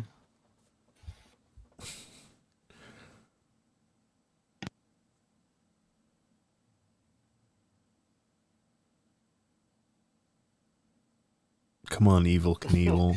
It's Meanwhile, all about Rob's the sitting here it's all inside, about he's the like, "I don't attempt. care. Say what you want, doesn't matter to me." Are we fucking peer pressuring this little robot boy to fucking...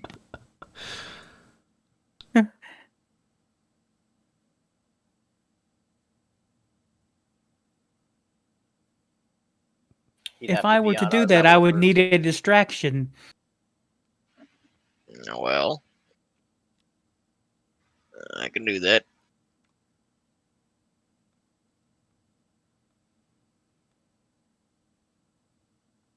Then we need a plan. First a plan, now a distraction. What next? Well, I can distract it in the other way, and if it gets close, I just teleport away. Back to safety.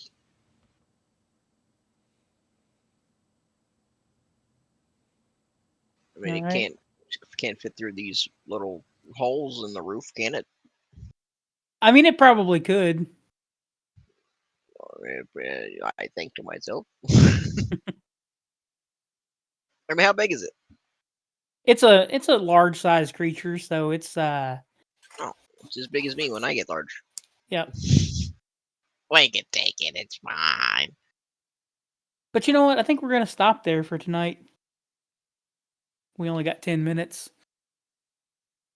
You don't want to start any espionage missions, huh? Mm. Fair enough. Not 10 minutes. I want to be able to get this done and over with, and I don't want it to take more than 10 minutes. Fair.